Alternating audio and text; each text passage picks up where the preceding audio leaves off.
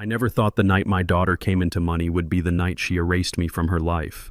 She threw me into the rain. Rain hammered my shoulders as her brand new security lights blinded my eyes and her words cut sharper than the cold.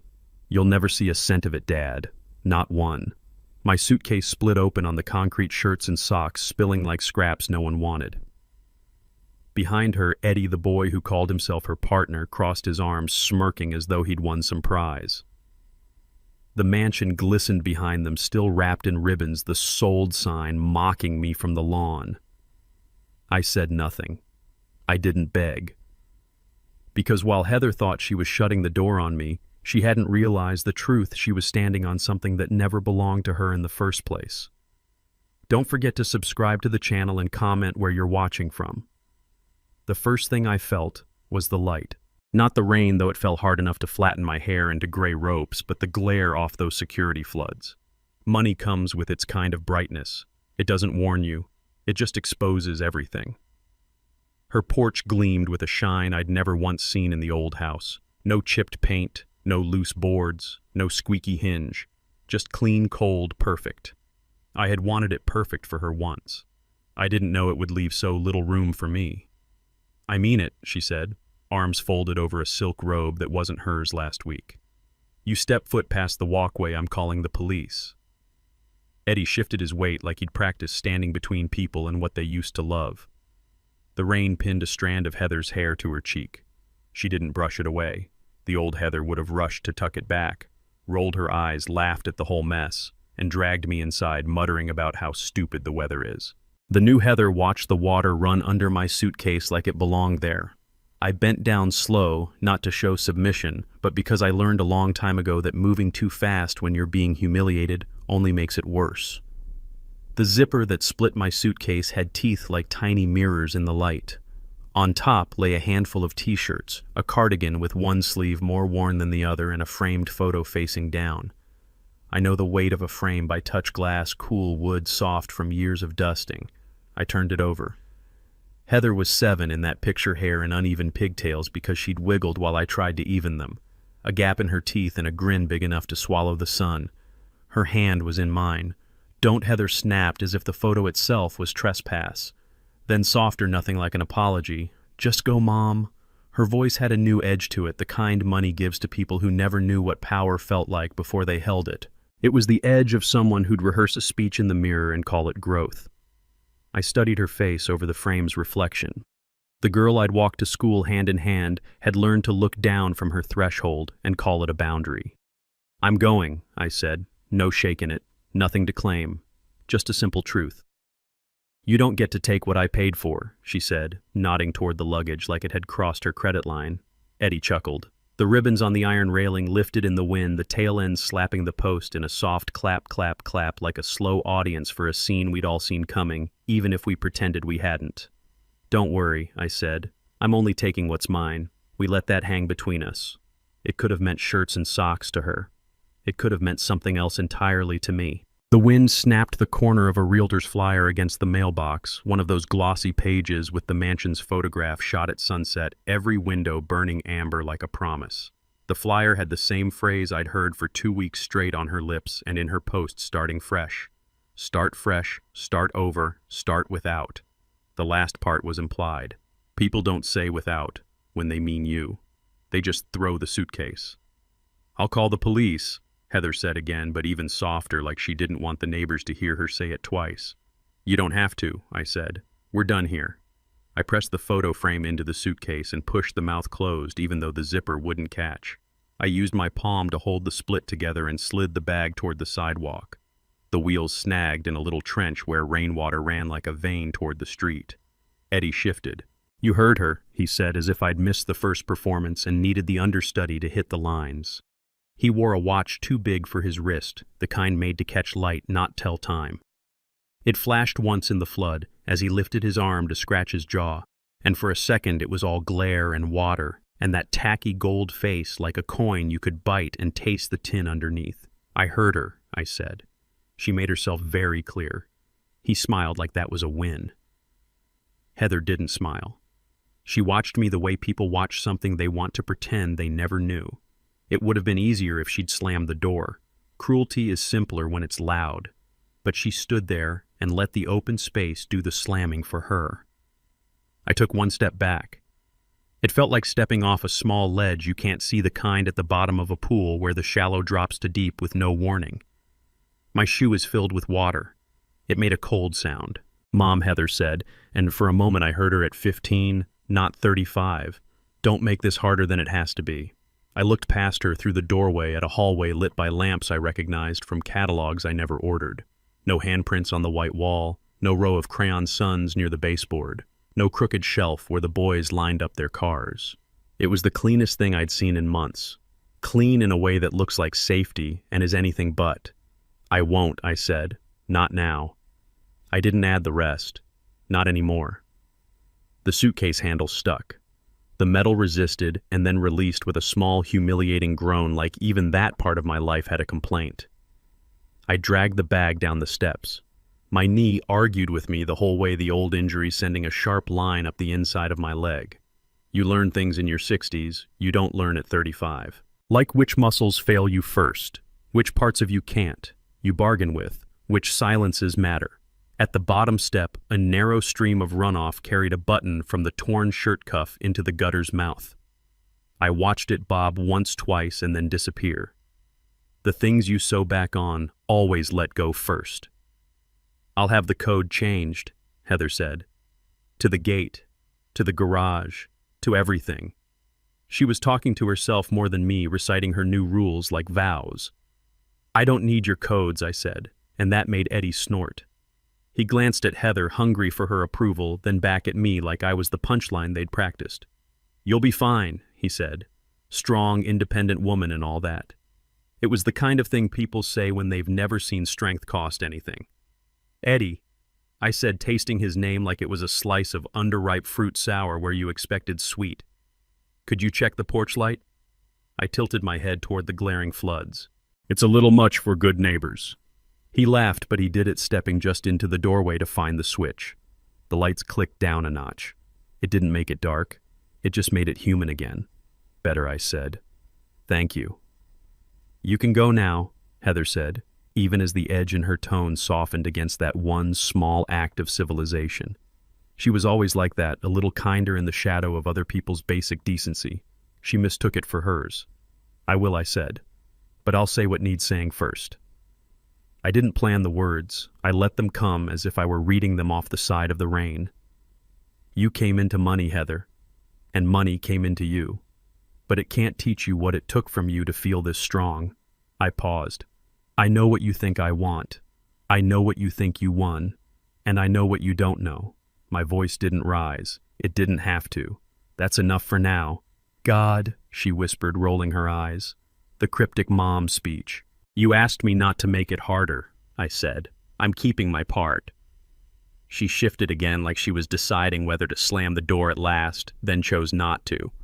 Eddie lifted his chin at me, then at the street like he was showing a dog the leash. I took the hint because I didn't need the fight. I needed the time. At the curb, the rain changed direction, slicing sideways under the big maple that spread over the lawn like an umbrella that never learned how to shelter. My sedan sat crooked at the end of the driveway, parked too fast and too certain I'd be back in a minute when I'd believed she'd calm down, that we'd go inside and talk it out like we used to after thrift store trips or second shift nights. The wipers twitched twice and stopped, then twitched again, unsure if I was ready for them. I lifted the trunk and nudged the suitcase in. The lid came down with a sound like an old book closing, the kind with cracked binding and penciled notes in the margins from a life you can't sell to anyone else. When I turned back, Heather was still in the doorway. The light behind her drew a white outline around her body, a chalk line for a living person. Goodbye, Mom, she said. It didn't sound like a goodbye. It sounded like a closing statement. Good night, I said, and got in the car. I didn't look in the rearview mirror as I rolled past the sold sign. I didn't want to see the house recede in a way that would make me feel small. I scanned the street instead. An empty moving box lay flattened under the stop sign. The rain pinned it into the gutter. On the other side of the cul-de-sac, a porch light flickered as someone kept a vigil they didn't announce. Neighbors watch each other when there's a storm, even the rich ones, even when they pretend they don't. The corner bent the road out of sight, and with it the mansion. At the first red light, the car idled a little rough, a low whisper from an engine that needed something I hadn't given it yet. I pressed the defroster and listened to the fan whir up like a breath held too long. My hands found the steering wheel where I always hold it, 10 and 2, a habit from the class where they let you turn cones into people for an afternoon so you'd remember not to do it in real life. The light washed the wet street in a kind of mercy, soft, steady. The world will always give you a red you can rest on if you need it. I opened the glove compartment and took out a towel, the threadbare blue one from the old house, the one Heather used to wrap her hair in after swimming lessons because it was the only towel long enough to drag behind her like a cape. I pressed it to my hairline and watched water soak a dark stripe that spread and then slowed. The towel smelled like laundry soap from the cheap brand I buy on sale, the kind that calls itself Spring, and smells more like effort than season. At the next light, I caught my reflection in the window, a ghost version of me floating over the gas station sign across the street. The prices glowed in red digits off by pennies from last week, because everything is always changing around the edges, even when the middle stays the same. I watched a man in a hood sprint across the lot, one hand clamped over a paper bag to keep it from tearing. He yanked open the convenience store door and vanished into the bright fluorescent light like he'd been eaten by it. I pulled into the station without thinking, muscle memory from 1,000 small stops. Tires hissed on wet concrete. The canopy above the pumps held the rain at bay, transforming it into a steady applause just beyond my reach. I cut the engine and sat in the quiet that follows, turning a key. How the sound drops out all at once and leaves you with only the machine in your chest. Under the weak dome light, I opened my purse and sorted what I had left like a woman counting a life in little piles. House keys. The ring from my wedding that I stopped wearing because grief rubbed it raw. A Metro card I kept for the rare day I let someone else drive. A lipstick twisted down to a nub. A rubber band that always snaps only when you believe it won't. And a leather billfold that's older than Heather's boys, stretched at the corners from years of holding what we needed, and never quite enough. The billfold creaked when I opened it, as if it remembered too. Inside the insurance card, I resent for its deductibles a library card with the lamination peeling $6 in singles folded like a fan, and a receipt with a smudge of coffee near the timestamp. I ran a fingertip over the paper, the letters raised just enough to remind me that ink can still be felt if you insist. Not yet, I thought. Don't jump ahead. Let her gloat. Let the water run downhill like it does. I tucked the billfold back and closed my purse. Breathe. The trick to not breaking is learning which part of you is allowed to bend. Through the windshield, the convenience store's window looked like a television screen tuned to everyone else's life. A woman in scrubs paid for a grape soda and smiled at something the cashier said. A teenager carried a case of water, a proof of strength, and didn't set it down until his friend noticed.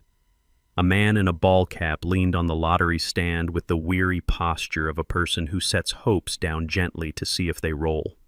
The stand itself had a plastic sleeve for slips and a little chain on a pen like a tiny leash, because everyone who loses things believes they can control loss by tethering one part to a counter. I watched the pen swing once and stop.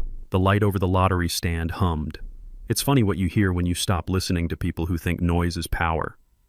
Under the hum, the rain. Under the rain, the engine's metal ticks. Under the ticks, my breath. You never run out of sound if you split it small enough. I went inside. The bell over the door made a polite ring that didn't belong at night. The air smelled like coffee that had been made 4 hours ago and a mop that had done its best. The cashier glanced up with the kind of warmth you get from someone who's seen you buy milk on 100 Mondays and knows better than to ask whether life got easier yet. Evening, he said. Evening, I said. Water dripped from my coat hem, each drop leaving a dark circle on the mat that closed up fast. I stood near the lottery stand, not for the tickets, not then but for the bench beside it. I sat and let the ache in my knee quiet itself to a dull word. The plastic sleeves held a rainbow of options: pick 5, pick 10, cash ball, dream draw. Names made by people who get paid to rename hope. Someone laughed near the coffee machines. Outside, a truck rolled past tires, sending fans of water up into the gutter. In the mirror behind the counter, my reflection looked like a chalk outline filled in by a weather report. I reached into my purse again, not for the billfold this time, but for a keychain that had slipped into a side pocket. I turned it in my palm. It was shaped like a lighthouse with paint chipped near the top where the beam would be. Heather picked it for me at a beach stand when she was 10 and convinced that souvenirs could anchor a life to a place. The lighthouse felt heavier than plastic should. I squeezed it. I could feel the raised letters on the metal tag attached to it, the tiny plate the gas station had pressed during a summer promotion, the one that stamped out in cheap silver Gas and Go, Route 18. The letters pressed against my skin like they were trying to write themselves into it. I set the keychain on my knee. The little lighthouse rocked, then settled. The fluorescent hummed. The pen swung once more on its chain and came to rest. "All right," I whispered to no one but the part of me that had waited too long to be talked to. "We'll do this the right way. We'll do this slowly." I picked up the lighthouse again, closed my fingers around it until the edges left half moons in my palm, and stood. The bell rang when I pushed the door, and the rain greeted me like an old neighbor with bad timing. I crossed back to the car and slid in the seat, sighing under me like an honest friend. In the rearview mirror, the station's sign blinked once, then steadied. I turned the key. The engine caught. The fans spun up. The glass cleared. Outside, the rain blurred the world into a few simple shapes, lines of light, red and white, a square of building, a page of night turned damp at the corners. I drove home. Not to her house. Not to the new one or the old one or any place with Heather's name written across the mailbox in the looping hand of a realtor who charges extra for flourish. I drove to my place, the quiet apartment with the peeling paint by the sink and a kettle that whistles. Like it's surprised there's still heat. I slipped the lighthouse keychain into the green bowl by the door where I keep the things I don't want to lose, and it clinked against the ceramic like a small bell that marked time. I didn't turn on the TV. I didn't call anyone. The kettle sang. I made tea the way you do when you need something ordinary to hold while you relearn your name. I sat at the kitchen table and placed the lighthouse in front of me next to a square of paper towel to catch the tea drips. Outside, the storm worked the gutters hard enough to make them whistle back. On the fridge, under a magnet shaped like a clover with one leaf bent, a grocery list waited where I'd left it: eggs, bread, salt, patience. I smiled at the last one, the joke I made for myself on a week I thought would be harder than this. I took the magnet down. The clover left a clean white square where it had blocked out light and time. I flipped the magnet in my hand. On the back, in ink, faint as memory, I'd once written a number I didn't trust myself to keep in my head. I traced it with my thumb. Then I set the magnet back and slid open the drawer where I keep the things people mistake for clutter. And I call it evidence that I've lived. The drawer sighed. Paper does that when you ask it to prove you right. That's later, I told myself, closing it with my hip, careful not to hurry. There's an order to these things. A rhythm. First the rain, then the light, then the lighthouse. Then I lifted the towel from the table, dabbed the circle of tea, and placed the lighthouse in the center of the wood like a marker on a map. The kettle clicked as the coil cooled. The apartment settled around me, not a mansion, but mine, not silent, but honest. I folded the corners of the paper towel over themselves, neat, and pressed them flat. When you've been told to leave the place, you cleaned the life you carried, the person you made. There's a dangerous urge to run straight to the middle of the fight and try to catch all the plates before they shatter. I let that urge pass me like a truck in the rain. Let it spray. Let it go. I sipped my tea. I waited. I listened to the sound the lighthouse keychain made when I nudged it with one finger, small bright metal on wood. I kept my hands still after that. Some signals you only need once. And when the steam faded, when the window blurred less and the streetlight sharpened its halo on the wet pavement outside my kitchen, I let the first memory walk in with its shoes still on a narrow aisle that smelled like coffee and carpet cleaner. A plastic pen on a tiny chain. A smile from a man behind a counter who knew my name, and a small, ordinary moment that would become the hinge on which this whole bright, ugly door would turn. The lighthouse keychain didn't just sit there. It stared at me under the kitchen lamp like a small reminder that I had once told a 10-year-old girl, "You carry your light." Morning pulled itself along the river outside my window, thin and unwilling. I wrapped my hands around a mug I reheated twice because the kettle was a poor substitute for sleep, and I let that little plastic lighthouse lead me where it always does, back to the parts of my life that matter, and to the parts I wish I'd noticed sooner. Heather used to put the keychain in my palm and make me close my fingers around it, solemn as a ceremony. "It's yours," she'd say, as if I could ever forget. She was the kind of child who believed objects could do the work of promises. I was the kind of mother who let her believe that for as long as I could. It's funny what you remember first. Not big moments, not the kind they film for commercials. You remember the kitchen floor and the old split-level loose tile near the back door that always caught a mop fringe, the little notch a chair leg had carved next to the table, the squeak in the hinge that announced Heather's comings and goings like a butler with a throat clearing. I had worked a double the day I fixed that hinge with oil I'd saved for the sewing machine. Heather watched from the counter, ankles swinging in rhythm, and asked if I'd sing the jingle from the detergent commercial while I worked. I did, because you do foolish small things for a child to make an ordinary moment feel like a holiday. The old house wasn't much, but it was ours until it wasn't. The mortgage came with a variable rate that climbed when we weren't looking, and there was that winter the furnace gave up pretending, and I learned you can survive on 3 space heaters and 2 layers of socks if you turn every door into a windbreak. I got good at telling which bills could be paid late and which would cut you off without a second thought. Not all shutoffs are equal. Water is merciless. The internet will wait if you talk nicely. I learned to juggle.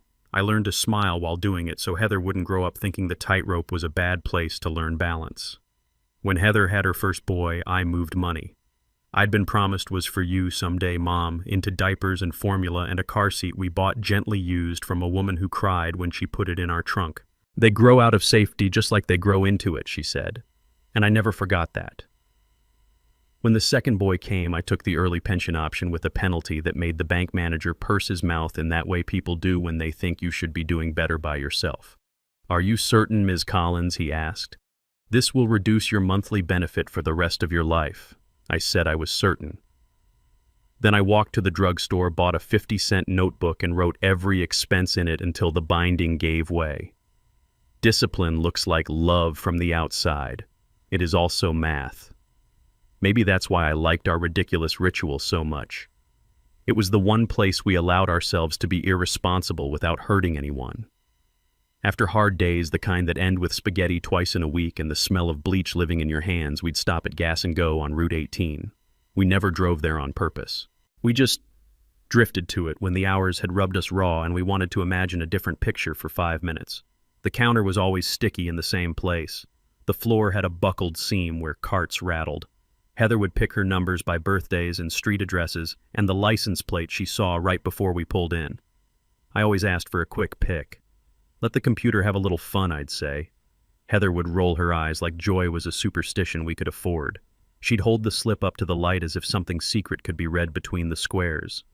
If I win, she'd say the way a child says, "When I grow up, you get half. No fights. We'll split it right here at the counter before the coffee goes cold. I got you, Mom." She said it so many times that the promise wore a groove in my head. I let it. I wanted her to believe in herself. Maybe I wanted to believe her more.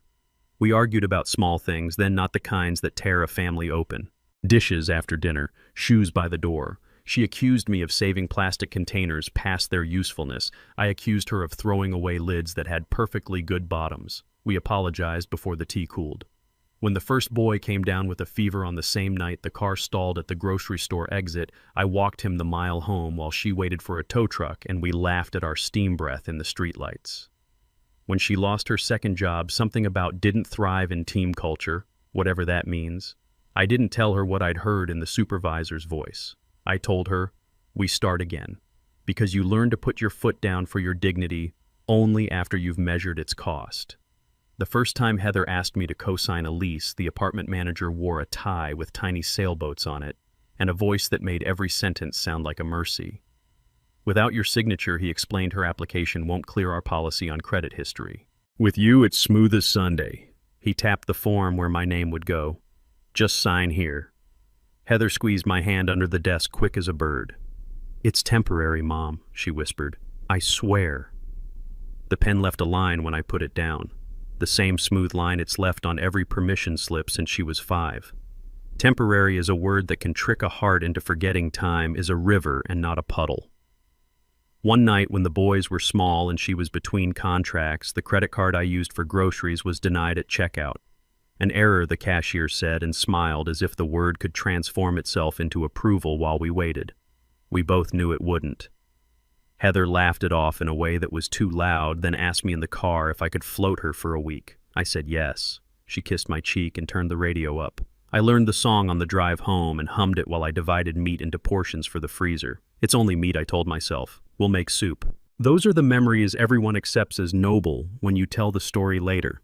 The ones you don't put on Facebook were quieter. Like the night I sat at the table with the electric bill and moved money earmarked for a new pair of eyeglasses into a past due box with a yellow stripe because the due date had rolled past like a train that doesn't stop at your station. Or the time I called the bank and listened to hold music for 22 minutes so I could stop a late fee that had no business being charged in the first place. Or the Saturday I put off my dentist appointment again because Heather needed me to drive to the mall and return shoes she bought on clearance and didn't need. The clerk wouldn't take them. Store policy had changed. Heather cried in the food court and said life was a joke. I said we'd go home and make pancakes for dinner, and we did. I told myself again that patience isn't weakness. It's a choice you make for the sake of something bigger. The boys came with a different kind of math. 2 small backpacks by the door. 2 permission slips signed in the morning with the pen that lives near the phone. 2 sets of socks that somehow never match on the second day. The older one has my stubborn eyebrows. The younger has his mother's impatient foot tap. They call me Nana like it's a title that belongs to a woman in a picture book, but they mean me when they say it. I have never been afraid of work, and raising children is the kind of work people forget to honor because love makes it look easy. It isn't. Love just makes it inevitable. If there was a moment I could go back and press pause, it was the afternoon Heather came home with a tone in her voice I hadn't heard since she was 16, and convinced the world owed her an apology for not lining up on cue. She set her phone on the table face down with a decisiveness that made me sit up. "Don't," she said when it vibrated. "Don't worry about who it is." I hadn't asked. She poured herself a glass of wine at 4 o'clock on a Tuesday and said she'd had a promising meeting. Consulting, she said, drawing the word out like silk. Freelance. Remote. Good money. She didn't look at me when she said it. She looked at the sink at the plate I hadn't washed yet because I was waiting for the kettle to sing. Everything in her wanted to be seen and to remain unseen in the same breath. It is hard to mother that. Around that time, our little lottery ritual changed in a way I couldn't name then. She started texting while we were in line. She began to call out numbers with less enthusiasm and more performance. "We should do birthdays," she'd say, not looking up from her screen. All of us. She meant her and the boys, not me. She'd take the slips and fold them into her pocket with the casual confidence of someone who believes all paper belongs to them if they're holding it. I started signing the backs as soon as we walked to the car. Not because I distrusted her, but because an older woman at the bank once said, "Always put your name where it needs to be before anyone else puts theirs." And I took that to mean more than checks. Tom, who works the evening shift at Gas and Go, is married to a woman who collects snow globes from every state she's never visited once, leaned over the counter and said, "You know, Ms. Collins, people lose luck more often than they win it." I smiled because I liked the shape of the sentence. "So sign right away," he added. "It's cleaner later." I took his advice and never said why I was doing it because I didn't owe an explanation for common sense. We laughed about it, Heather and I, the way you laugh in a grocery line when the coupons don't scan. It became a habit. Habits save you long after hope is tired out. Then there were weeks she forgot about it altogether.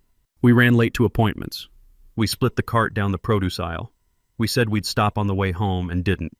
She wasn't in the mood. I didn't push. I kept us fed. She kept promises to herself in a notebook I wasn't allowed to read. We were fine in the way houses are fine with new paint over old cracks. I can count the number of times Heather made me feel small on one hand, at least the ones that stuck. She had a way of turning a request into an expectation in the length of a sentence. "Could you pick up the boys?" became, "You'll get them." "Would you mind covering the electric bill?" became, "They'll shut it off if you don't." "I'm applying for something big" became, "You wouldn't understand it." Maybe you hear those and it sounds like a child's tone. Maybe you hear your own. I heard both depending on the day. There was the Sunday she said she'd handle dinner, and I came home from church to find takeout boxes on the counter, cold, untouched receipts I didn't recognize crumpled near the sink, and 2 small boys trying to open popsicles with their teeth because the kitchen scissors had gone missing. Heather breezed in with a new top and told me we were out of dish soap. I nodded and washed plates with leftover shampoo, humming the hymn from that morning because it made the work feel less like surrender. Another night, her credit score sank so low that the internet company insisted on a deposit twice the usual size. I put it on my card and told myself a story about this being the last time because even good people use that phrase when they need to be brave later. She hugged me and said, "You're my rock," and I imagined a future where those words would be said about me in a tone that wasn't relieved. I imagined a porch we could share when I was too old to carry groceries up the stairs and she was finally steady enough to lean back and laugh with her eyes closed. Dreams don't cost anything on paper. If you want the moment the ground shifted, it was small enough to step over. 2 weeks before the night I left that driveway, I pulled into our old house, ours then, and found Heather in the kitchen taking a photo of the fridge with her phone. "For the grocery list," she said. "So I don't forget the stuff we always forget." She laughed too fast. I laughed with her. My eyes drifted to the magnets, clover sunflower, the plastic cow. The boys liked to move the little smiley face just long enough to notice a space where something usually lived. I could not name what. That's how change works, not a crash, a rearrangement. She started moving differently, closing doors gently but firmly, picking up her phone mid-sentence and walking into the hall where cell reception was always worse. Answering questions with, "Don't worry about it," a phrase that sounds like comfort and functions like erasure. She stopped sitting at the table with me when I made lists of bills due and grocery items and the kind of work I might take for extra money without telling the pension office. She took the boys to the park and posted pictures of them without captions, which isn't like her. She came home smelling like places I hadn't been invited to. I asked once, not twice, "You okay?" She smiled with her mouth, not her eyes. "Better than okay." "I mean it," I said. "So do I." She kissed my cheek, grabbed her tote, and said she'd be late. "Big meeting," she added, like the words exempted her from specificity. In the middle of those days, the gas station ran a promotion on coffee and scratch-offs and a stack of lemon-flavored cookies no one in their right mind would buy. Tom wore a paper hat that said Fuel King in letters too big for his forehead and offered me a punch card I'd never fill. "You keeping track?" he asked, smiling, because he knows my thing with receipts and notebooks. "Always," I said, and he nodded like we shared a faith. That week I signed the back of the little slip without thinking, the way you lock your door and only notice the act when the deadbolt slides. Habit. Not suspicion, but my hand paused just for a second over the line where my name always goes, and the pen left a dot of ink before the M. That dot would matter later. I didn't know it yet. Life leaves breadcrumbs whether you deserve the trail or not. The boys started saying Eddie like he was a cartoon character on a show I'd never seen. "Eddie says rockets are just tall matchsticks," the younger one announced at breakfast, solemn as if repeating scripture. "Eddie says pizza isn't pizza without pepperoni," the older one offered, as if this were a radical political stance. I asked, "Who's Eddie?" The way you ask for a last name when you're looking for a man's history in your mind. Heather laughed and said, "Just a friend," and then added, "Don't be weird, Mom. I made pancakes and cut them into triangles instead of squares because both boys suddenly decided triangles tasted better." I didn't say I was worried. I am old enough to know that a mother's worry is a key people borrow and never return. I saw Heather shift from struggling to performing. Starting fresh, she typed under a photo of a sunset that wasn't from our neighborhood. New season under a latte I didn't pay for. Blessed under a pair of shoes that were wrong for her feet. She told me she had a line on a big thing, and when I asked what the thing did, she said, "It's complicated. You wouldn't like it." She started calling me by my name when she wanted to sound grown. "Martha," she said one morning, which is not what you call a woman who kept you fed when you only wanted chips and orange soda. I'm not a kid anymore. I rinsed a bowl and put it in the rack carefully, like setting down a point. If there's a small twist in this part of the story, one I hadn't expected, it's this. The last generous conversation we had was about nothing. We sat on the back steps with mugs of tea while the boys argued over a plastic dinosaur with a missing horn. We tried to guess the exact minute the neighbor would turn on her porch light. We were wrong by 2. Heather leaned her head on my shoulder without warning and stayed there. "How did you do it?" she asked, voice small. "Keep going." I said something true. "Practice," I told her. She nodded, a little impressed. "What if I don't know what I'm practicing for?" she asked. "Then pick a good habit," I said. "Keep it until it keeps you." She laughed like she wanted to, and for a second I thought we were on a gentle road to a quiet place. The next morning she snapped at the boys for leaving cereal dust on the table, and at me for putting the spoons in the wrong drawer of a house we'd lived in for a decade, as if drawers themselves switch allegiances. She apologized in the car by turning the radio to my station. "You're fine," I said. I know, she said, which is not an apology. People who feel lucky begin to believe consequences are optional. It is not, but it's patient enough to make you think it is. One evening I found a sticky note on the fridge, Heather's handwriting uneven quick. Got it, don't wait up. No explanation. No, love you. The boys slept at Tammy's, which meant I went to bed without listening for nightmares about monsters in the closet that could be solved by turning hangers so all the hooks faced the same way. I woke at 3 to the sound of wind pulling at the gutters and thought irrationally of receipts, not because of the numbers on them, because of the way paper carries weight without arguing. I got up, sat at the table with my tea, and stared at the drawer where I keep the small proofs of ordinary days that everyone else throws away. I didn't open it. Not yet. You learn to wait on the moment when the act will mean what it needs to mean, not just what it can. The next day, the news ran a cheerful segment about a winning ticket sold right here in our area with a bright-eyed anchor who made luck sound like a neighbor you could borrow a cup of sugar from. Heather watched without watching the way people do when they know a story is about them, but they're pretending it isn't. She asked me if we needed anything from the store and then left without her list. When she came back, she brought a bag of lemons and said they were for a recipe she saw online that would change how we think about chicken. We never made it. The lemons went soft in the crisper drawer like they'd lost interest in being useful. A week later or 3 days, time plays tricks when it's about to break. Heather did that thing with the fridge again.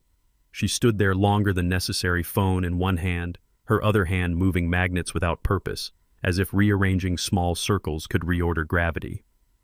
"You okay?" I asked. "Fine," she said, and closed the door with a look on her face I used to see when she hid report cards in 8th grade. I wanted to make her sit and tell me everything. I wanted to call Tammy and ask if she knew what this look meant. I wanted to tap the side of the fridge and hear the hollow sound of secrets. Instead, I asked her to taste the sauce. She said it needed salt. We ate. We watched the boys turn the living room into a fort with throw blankets that seemed surprised to be used for joy. "Mom," she said that night after the boys were asleep, as if she had practiced the syllable and found it appropriate again. "If something big happened, would you be mad if I didn't tell you right away?" I said the line anyone would say. "Depends on how big." She laughed like I'd made a joke. I hadn't. She kissed me on the cheek and said I was dramatic. She went to bed with her phone in her hand and left it on her pillow face up like a nightlight for adults. Here's another small truth. It wasn't the posts or the wine or the new vocabulary that put the quiet in my bones. It was the way Heather started to narrate the word I like it had just been invented. I found a lead. I made a call. I deserve this. People who have been unpaid by life for too long start counting out loud when they think a check has finally cleared. I don't begrudge the counting. I do worry who they think they're taking it from. In the morning, the boys cried because their library books were due and we couldn't find the one about the dog that climbs a mountain to find his way home. I lifted the couch cushions, and Heather lifted nothing. She stood in the doorway and scrolled. "It'll turn up," she said. "It always does." That was the day I knew I would be the one to find it, and I did. And I returned it on my lunch hour, and I paid the fine because the library clerk smiled with her whole face and called me hon. I put the slip of paper with the due date I'd missed in my pocket, like a penance for a sin I hadn't committed. I'm not telling you these things to build a case. I'm telling you so you know the ground I stood on when Heather's porch light burned my eyes and her new voice declared me a trespasser. I stood on tile I mopped and accounts I balanced and children I fed and notches in wood where chairs scraped stories into a kitchen. I stood on receipts, yes, but also on the habit of signing my name on what I had been told was mine. I stood on the quiet shifts that only the person who does the laundry notices the way a pocket feels when something has been taken out and not put back. The keychain caught the lamp again and threw a small, bright wedge across the table. I put my hand over it. I didn't feel triumphant. I didn't feel clever. I felt accurate, like a scale that has been zeroed before you step on it. I thought about the last time I asked Heather if she wanted to come with me to the station. She said she had calls to make. "Grab one for me," she said without looking up. "Same as you." I had. I'd paid for both, shoved the receipt into my billfold, and signed where I always sign because muscle remembers what the mind might regret forgetting. If there's a hook to this chapter, not the kind that grabs you by the collar, the quieter kind, it's the realization that I had been practicing something without knowing why. A little discipline at a plastic counter, a name written where it belongs, a habit no one else respected because it looked like superstition. I took one long sip of tea, then another. I looked at the clock. 9 minutes slid past while I thought about nothing and everything. The room hummed fridge pipes, traffic a block away, the small whisper of paper on wood. I got up. I wiped my hands on the towel I'd folded into a square because crisp edges make me braver. I crossed to the drawer next to the stove, the one everyone calls a junk drawer because they don't live in a home where little things are proof. I slid it open. The rails squeaked in protest. The light from the window lined the envelopes. I laid my right palm on the lip of the drawer to keep it from snapping shut on some old instinct that wanted me to stay generous and unarmed. I didn't take anything out. Not yet. Part of dignity is timing. Part of the strategy is restraint. I stood there and let my eyes climb the stacked grocery receipts held together with a binder clip, a dog-eared dentist reminder, a dry cleaning stub from 6 Christmases ago when I thought a better blouse might change how people talked to me at work, the laminated library card I replaced when the lamination peeled a smattering of coupons I never seemed to present at the register, and a small envelope with the name of a place stamped in forgiving blue. I closed the drawer carefully, like settling a baby who's almost asleep.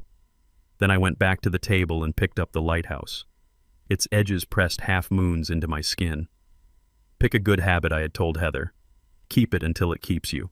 The sentence came back to me like a tide that had business with my doorstep. I set the keychain down, reached for my notebook, and wrote 3 lines, deliberate, evenly spaced, so I couldn't pretend I'd scribbled them in anger. 1. Route 18. 2. Tom evening shift. 3. Sign first.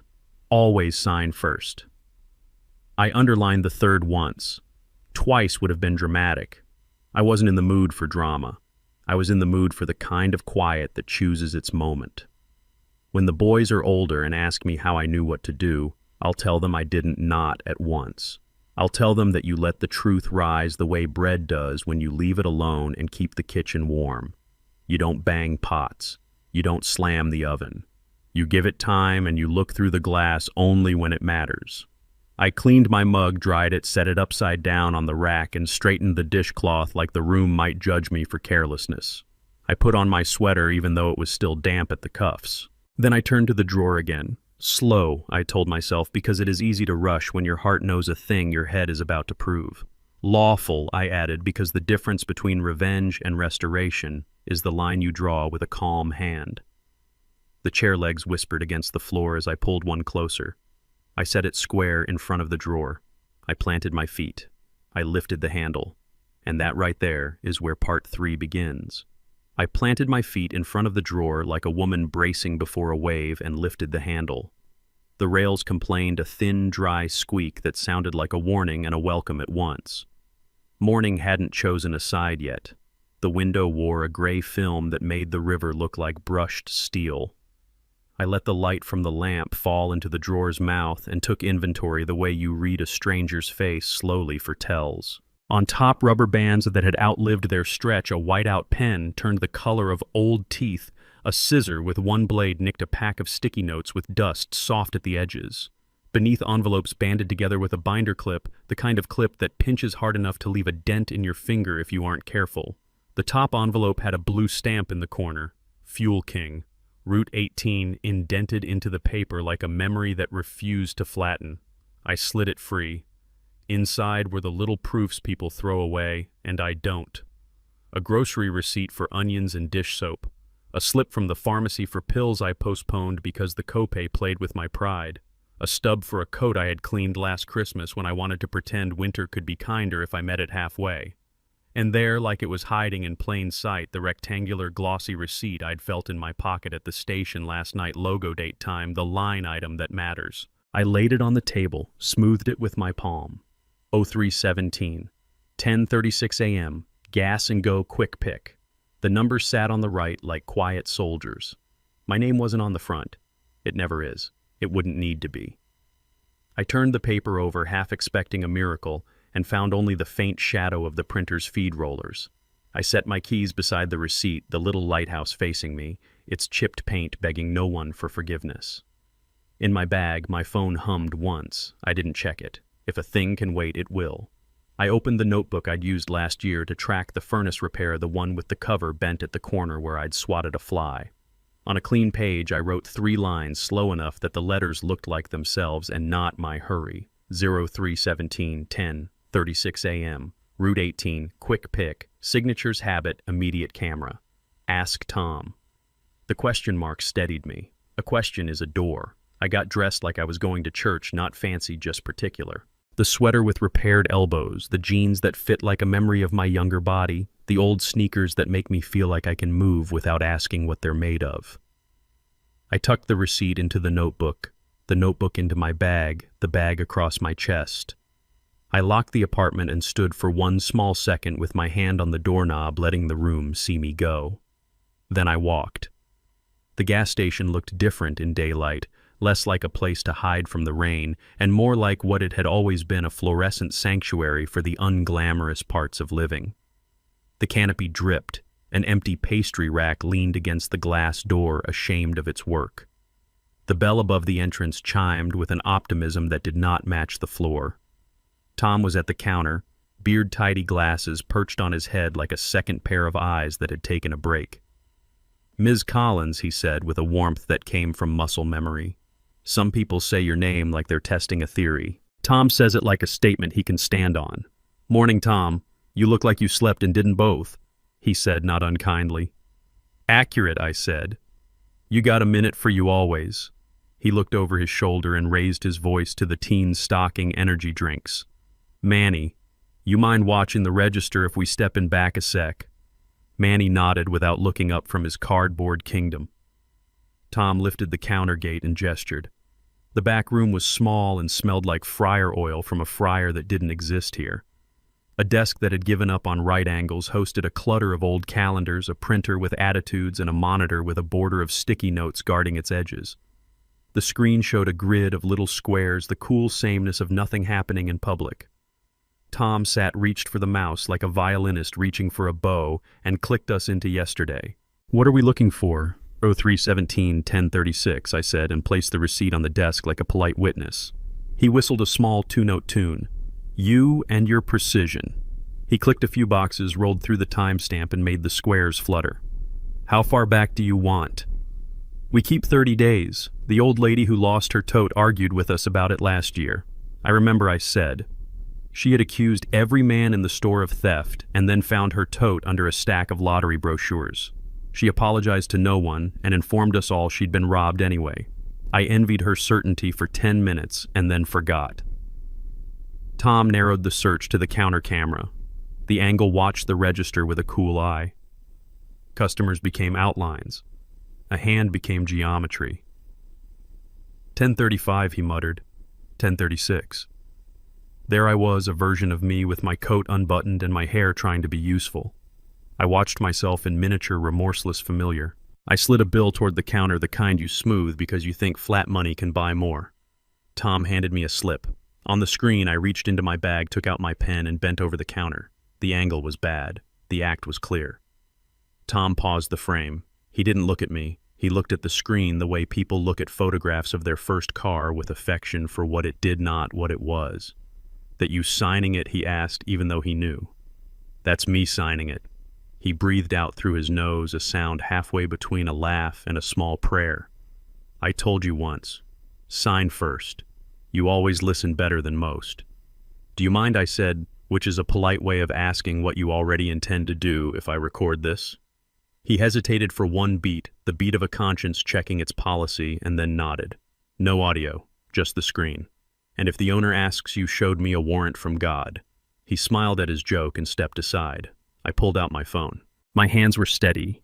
I filmed the 10 seconds where my hand took the pen, touched the back of the slip, and made the shape of my name I could draw with my eyes closed. I filmed the timestamp. I filmed my face in the small, unforgiving light of the counter. "That enough?" Tom asked. "For now." I stopped the video and watched the thumbnail collapse into my recent folder. It looked like any other square. Inside it was an earthquake. Tom clicked forward. "Want more?" 2 minutes after I said, "Humor me." He let the footage roll. There was a man buying cigarettes who glanced at the scratch-offs like they'd cheated on him. A girl in a hoodie who bought a soda and asked for change in quarters as if she were feeding a parking meter and not a habit. I was not back in those minutes. Of course I wasn't. I had slipped by then. I was probably remarking to myself how the wind lifts the corners of the lottery brochures and makes them look like birds. When I stopped the recording, Tom scratched his beard. "You in trouble?" he asked, finally turning from the screen. "The real kind, I'm in truth," I said. "That's plenty." He nodded like he understood, which he did. "You want a printout of the transaction log? It ain't proof of signing, obviously, but it shows the sequence. Machine numbers, time, the whole nine. Folks asked me for that before when they fight with cousins." He knew how to make it sound like a family thing and not an assault. "I'd appreciate it," I said. He fed paper into the printer with the tenderness of a man who has coaxed sick animals back to life.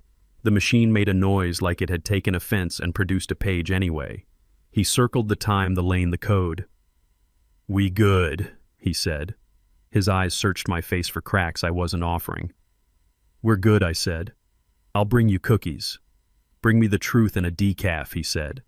"Doctor says my heart's fine if my ego stops pretending it's 30.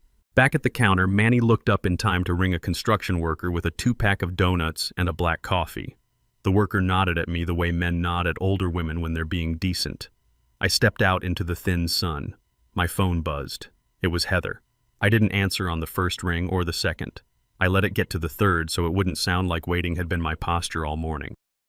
"Mom," she said without hello voice too bright to be morning, "I'm sending someone over later to pick up the boxes of my stuff we left in the garage. You're not there, are you?" "In my apartment." "Heather," I said. "Not in a garage. We don't have a garage, remember? We had a shed." She exhaled like I was a problem she'd already solved. "Right, the shed. Well, don't touch anything. Eddie says some of it's valuable. Vintage. He knows people. I'll leave it as it is," I said. "I usually do." She ignored the edge in that. "And please stop with the cryptic messages. Boundaries." "Mom, we need clear boundaries." "What messages?" I asked. "The one where you said, 'I'll take what's mine.'" "I said it to your face," I said, "at your door." It wasn't a message. It was a sentence. She laughed a little high.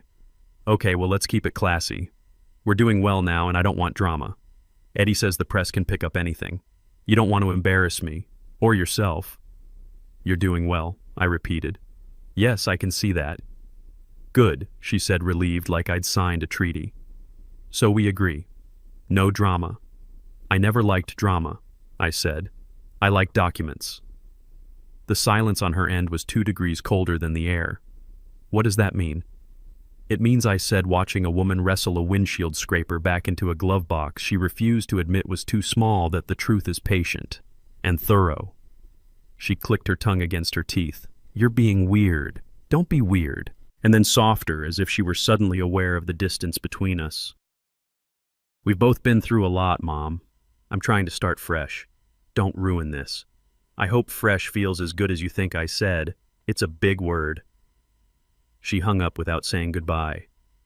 It landed like a paper-cut small mean refusing to bleed so you could get it over with. I sat a minute longer and watched sunlight risk the edge of the canopy roof. It made the wet concrete gleam like desire and then settled for honest gray. A pickup truck rolled in. The driver had a dog with its head out the window, happy in the untaxable way dogs are. I remembered the boys begging for a dog the summer Heather promised a steady job. "Let's wait," she'd said, "when I get the new place." The boys drew pictures of dogs instead and taped them over their beds. I went home to my quiet apartment and put the printer log under the lighthouse keychain where the two could be useful to each other. On the table, I laid things out the way a nurse lays out instruments, receipt, transaction log, my notebook open to the page with times, my phone with the video cued, and a clean envelope. I wrote in my careful hand across the flap, Route 18, March 17th, 10:36 a.m. Ink sank into paper with the confidence of a thing that had no reason to hide. In the shallow drawer of the table, I found a manila folder and labeled it with a thick black marker, Gas and Go. I pressed the cap on the marker until it clicked. That sound, more than almost anything, calms me. Caps and clicks and things that close properly. My phone buzzed again, then again. The second was from an unknown number with too many zeros in the area code. I ignored both and scrolled instead. Heather had posted a story 30 seconds of her walking past a row of handbags with a caption, Queens don't ask, they take. Eddie's arm appeared at the edge of the frame, pointing at a price tag like he was circling a date on a calendar. In the background, a shop attendant's smile flickered, in that way shop attendants' smiles do, when they understand who is paying and who is playing. My heart did nothing so dramatic as drop. It placed itself down. Carefully. There's a point in every project where you move from collecting to arranging. That's when the fear leaves and the work begins. I went to the bedroom and fetched the old portable file box I'd last used when I helped Tammy with her disability claim. The plastic handle creaked. Inside were hanging folders for taxes appliances we no longer own, the appliance we do own and pretend we like, and a file labeled Legal General that held nothing but a photocopy of my will and a piece of paper with the phone number of a pro bono clinic I never called. I made a new folder lottery. I did not put anything in it yet. Naming a thing before it is real can make a person reckless. I laid the folder on top of the box like a promise I'd be willing to keep. By noon, the sky had burned off its gray and gone the color of dishwater a second before you pull the plug. I fried an egg because eating is a discipline, not a mood. I ate it standing up because chairs and I needed a break from each other. Between bites, I wrote down a list of next steps that did not include calling Heather or Eddie Call, the store owner, ask policy on footage release.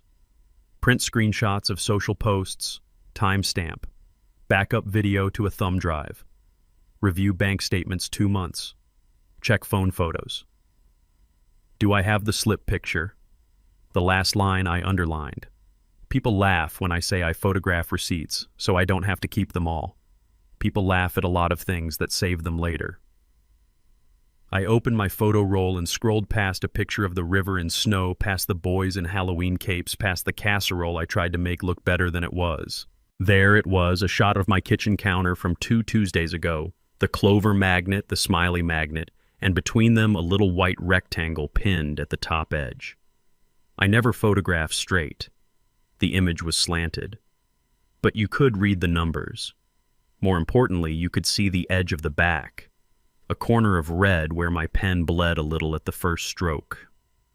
The dot before the M. I tapped to enlarge until pixels gave up, then retreated. It was enough.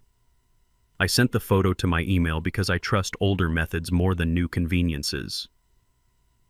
The message went through with the quiet whoosh of ships leaving a harbor. I printed it on my cheap printer and watched the paper emerge with its cheap ink trying its best to be faithful. I filled in a date at the bottom in pencil taken 03/17 after purchase. I did not annotate more. A document should not have to explain itself. It should just exist and be exactly what it says. At 1 o'clock, someone knocked. 3 short, polite taps. Light. I looked through the peephole. Tammy from 4B stood there with a Tupperware of lasagna like she knew I'd skipped lunch yesterday. "Don't say no," she said when I opened the door. "I made too much, and I won't throw it out because then my aunt will visit me in a dream and complain. Help me honor the dead." I laughed and let her in. She set the dish down and took in the table with her eyes, papers, clips, the lighthouse, my neat pile of proof. She didn't ask.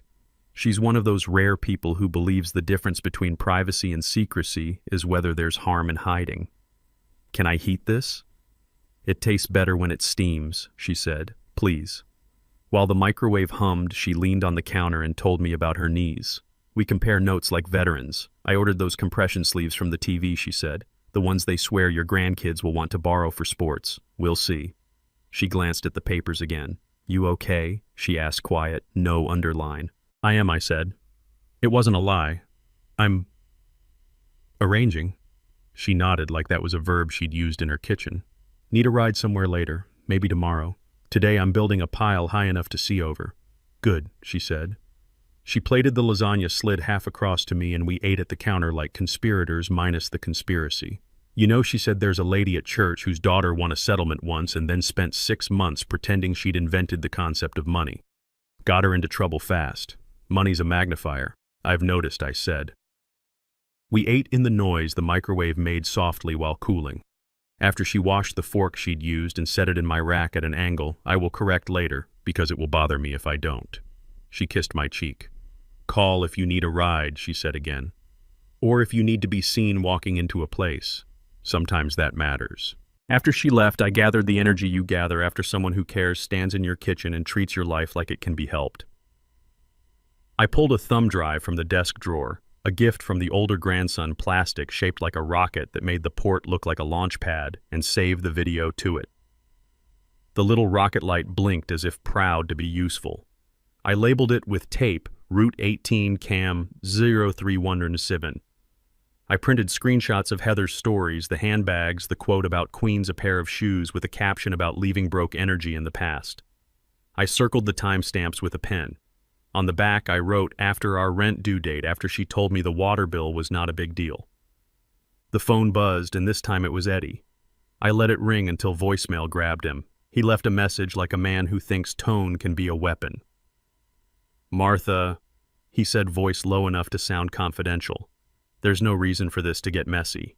Heather's doing well, and we're taking care of things like professionals. I don't know what you're doing or why, but it's not a good look. People will think you're unwell. I'd hate to see that." He paused, and the pause bloomed into the room like a bad smell. "We're happy to help you get set up somewhere comfortable, short term, no strings. But let's not make accusations or dig around." You get me? I listened twice, the second time with the analytical ear I used to use when I thought a leak was in the ceiling and it was really in the upstairs neighbor's sink. The words unwell and dig around stayed on the air longer than the others. I saved the message. I sent a transcript to my email. I printed it and wrote in my small, neat hand under the last line, called at 1:43 p.m. after social posts. Then I put it in the folder labeled lottery, even though it didn't belong there yet. I am human. I wanted it in a place with a name that suggests order. Around 3, the sun did that late afternoon trick where it pretends to be evening to see if you'll panic. I made tea and didn't. I worked, I stacked, I dated. I placed a yellow sticky note on the folder that read simply, "Next owner commission." I would not do either today. Today was for clean lines and boxes checked in pencil. Pencil forgives, ink holds. At 4, the building fire alarm chirped as if to test our nerves. It stopped and started, then stopped for good, too embarrassed to continue. I breathed in and let the breath out slowly. The room smelled like paper and lemon cleaner and the faint garlic of Tammy's lasagna. I have known worse smells. I have known the smell of panic and the smell of a child's fever and the smell of a car engine about to give you bad news. This was none of those. This was the smell of work in progress. As the light faded, I placed everything into the portable file box in the order I'd want to testify: receipt, transaction, log, video, on a thumb drive taped to a piece of cardstock, photo of the slip as it sat under my magnet, screenshots of Heather's posts with timestamps, transcript of Eddie's message, my notebook page with the 3 lines. I closed the lid and heard the plastic latch click. I do not know if you can hear a case close. In my apartment you can. I washed my cup, wiped the table, and put the lighthouse keychain back in the green bowl by the door. I wanted to touch it again, so I did once with a fingertip enough to feel the edges and remember what it felt like to hand a 10-year-old a sentence she could carry. You carry your light. The apartment settled around me, corners going soft the way they do when dusk tells you to sit or stand, but not both. I stood. My phone vibrated with one more message, not from Heather, not from Eddie. A number I didn't recognize. Ms. Collins, this is Denise from Fuel King. Tom mentioned you'd asked about footage. We can release stills with a manager's approval. Come by tomorrow morning. I sent a reply that was polite and brief. Thank you. I'll be there at 9. Then I set the phone face down. I took a shower and scrubbed the smell of station from my skin. Put on the soft shirt I reserve for evenings when I want to feel like a person who has always known what to do. I made a sandwich I did not earn and ate it without apology. The apartment's radiator clicked into that odd rhythm it gets when it's deciding between on and off. The building hummed. My chest did not. Fear had moved to a room with the door closed. That was enough.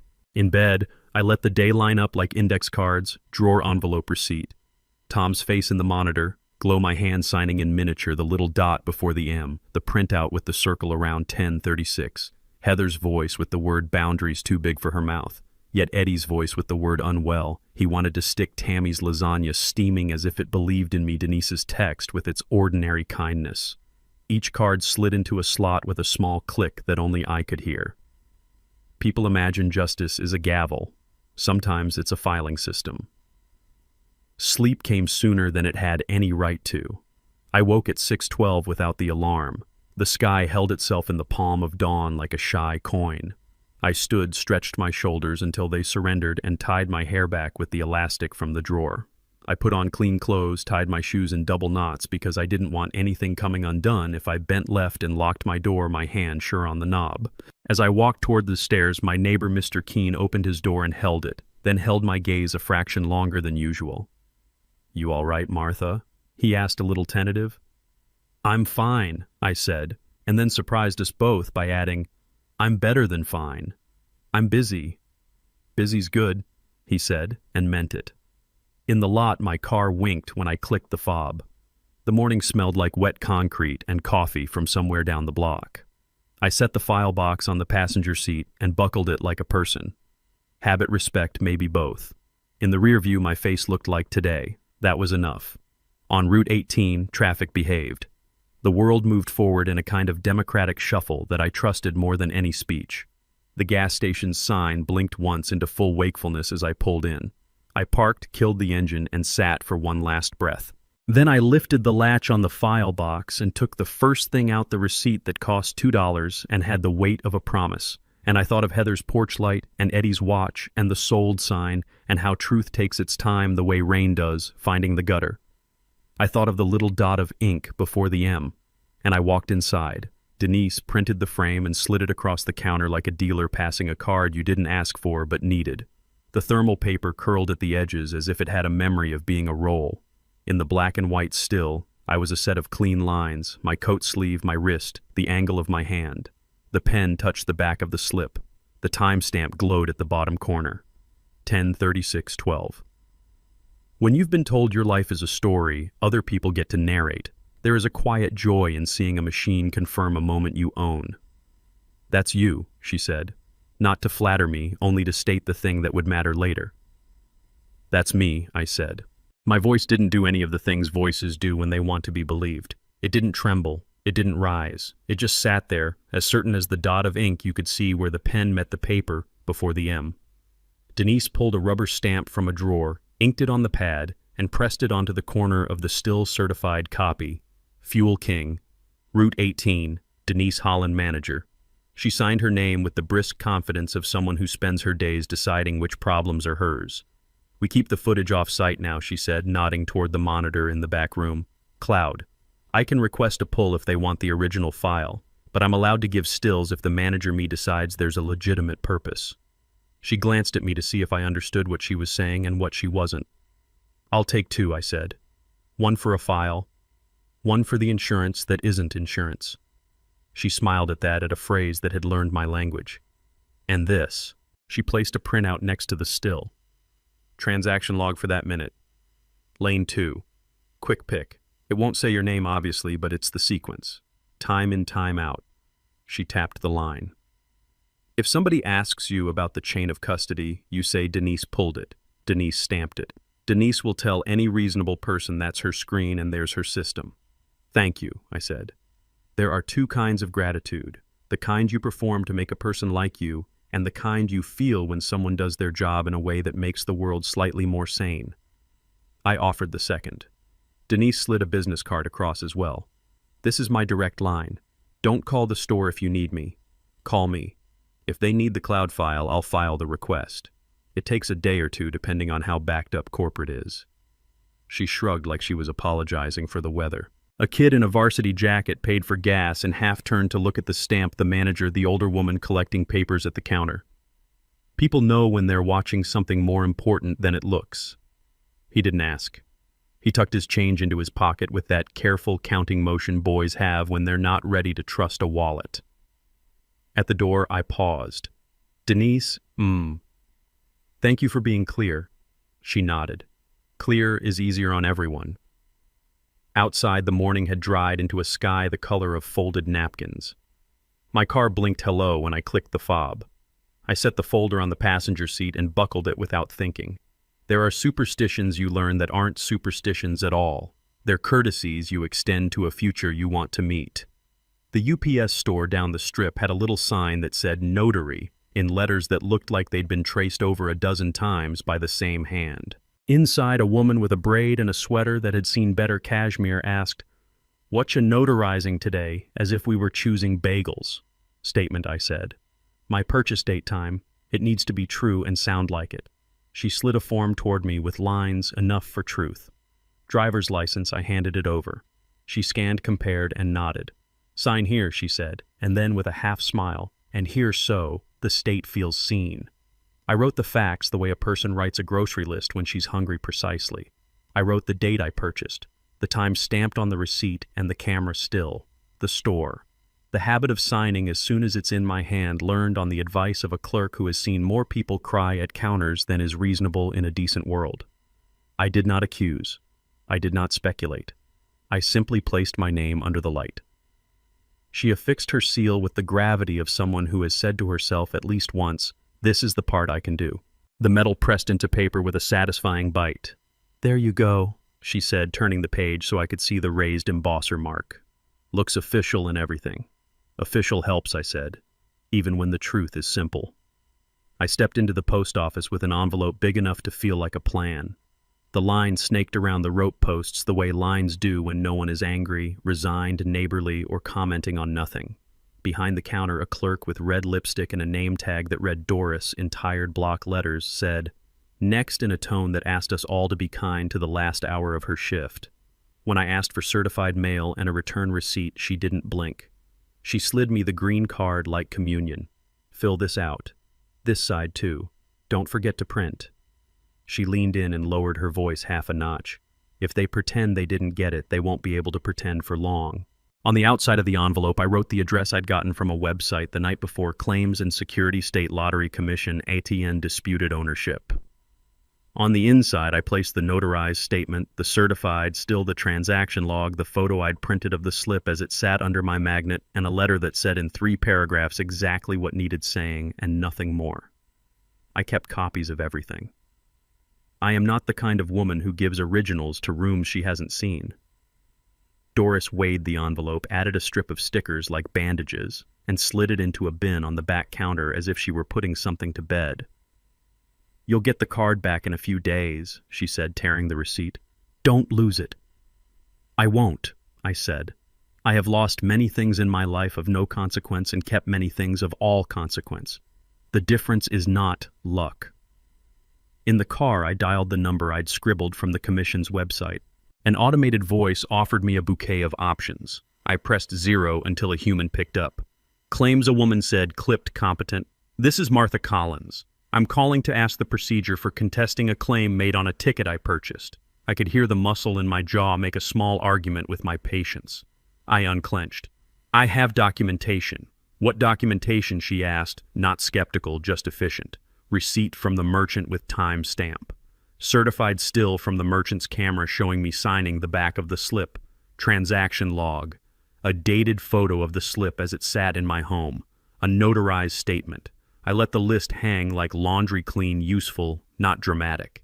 She paused long enough to make me think she was adding up weight. "Okay," she said. "You'll need to submit the packet. Email is the fastest. We'll assign a case number and a security agent. Physical copies by certified mail are good too. Keeps the chain clean." "I've sent the physical," I said. "I can send the email now." "Use the portal," she said, and gave me a link that didn't roll off the tongue.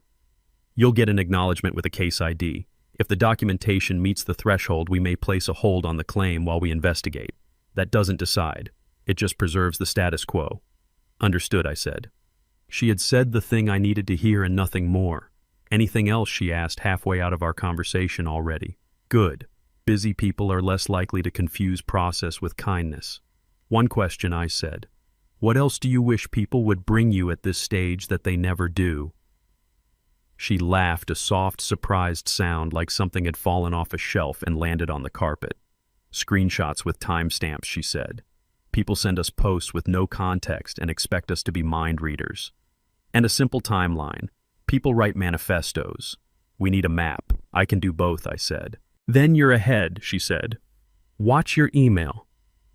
Back at my table, I moved like a person who has been given a list. I uploaded the still, the log, the notarized statement, the photo with the dot before my M, the short letter. I took screenshots of Heather's recent stories and posts handbags, champagne captions about starting fresh, and circled dates and times. I created a one-page timeline that even an impatient person could follow. December job loss, February utilities paid by me, March 17th purchase sign, March 24th, Heather posts manifesting more millions at rooftop bar. I didn't editorialize. I attached the rocket-shaped thumb drive to a sheet of cardstock and wrote in pencil cloud file requested via manager. Available upon commission request. The portal returned a case number in less time than it takes a kettle to sing. Case ID 2431-11782. A short note below it read, "We have received your submission. An agent will contact you if further information is required. Do not share your case ID with unauthorized parties." I printed it and slipped it into the folder. My phone lit up with a new notification from Heather. Another story, a mirror selfie in a boutique dressing room. The tag said, @Kyle Shops Theed It, not Eddie Kyle. Another boy who likes being in the frame with someone else's money. She renamed him, I thought, and then told that thought to go sit quietly in the corner. The caption under the video said, "Boundaries are self-care." I screenshot it and added posted 3:42 p.m. I did not roll my eyes. I did not comment. I am in a different room now. The next knock was a courier. "Delivery for Martha," he said, reading my name the way people read strange street names on GPS, hesitant at first, and then sure when they hear themselves. The envelope was thin. Inside a letter from the Lottery Commission acknowledging receipt. The speed surprised me until I noticed the postmark yesterday. They had sent a form letter to anyone who called. For a second I frowned, then I appreciated the clockwork. In a world where people confuse warmth with competence, I'll take competence. The day stretched in a straight line and I walked it 1 foot at a time. I backed up files, I made copies, I ate an apple that I could have decided was mealy and decided was fine. The boys' school sent a newsletter into my inbox that had nothing to do with me, a fundraiser for playground resurfacing, a request for plastic eggs for the spring fair. I added plastic eggs to the grocery list and circled them. I am allowed to hold more than one thing at a time. At 5, Eddie called again. I let it go to voicemail. He didn't leave a message. At 5:10, he texted, "Heather's too busy to deal with your drama. You don't need to embarrass yourself like this. We can make sure you're set up. Let's be adults." I typed 2 letters and deleted them. No. I took a screenshot and placed it in the file titled Communications. I wrote next to it, tone minimizing, "Offer hush help. You don't need to be a lawyer to spot a pattern. It is a strange thing, the energy that comes when you stop spending it on being understood and start spending it on being accurate." I felt not strong, not victorious, mostly upright. The apartment agreed with me. It held itself differently. Even the radiator seemed to sigh in a register I recognized. I took a walk around the block at dusk, file safely in the cabinet key and my pocket case ID in my head. The river lifted the smell from the stone. On the pedestrian bridge, a couple argued in whispers about whether to visit his mother next Sunday or the one after. A boy on a scooter told his father with the righteousness of 7 that helmets make your head itch. The world insisted on being ordinary. I let it. Back home, I found a note slid under my door. "Tammy's handwriting careful because her fingers have their own opinions. My cousin knows a lawyer, Sarah Monroe. Not fancy but sharp, and she likes moms with evidence. You want an intro?" The card was paperclipped to the note. Sarah Monroe, ESQ. Civil, consumer, fraud. The address was scribbled beneath a building near the bus depot that used to be a bank. I set the card on the table next to the lighthouse. Part of me wanted to call right then. Part of me knows the value of sleeping one night on a move you can't unmake. I wrote a question in my notebook for the morning. What do I need a lawyer to do that I cannot do myself right now? I listed demand letters on letterhead, formal requests for footage from corporate, and the words people listen to when they ignore mine. I heated a pot of water and boiled noodles even though I'd eaten enough. The act settled me. A pot on a stove is one of the few places you can enforce a timeline with confidence.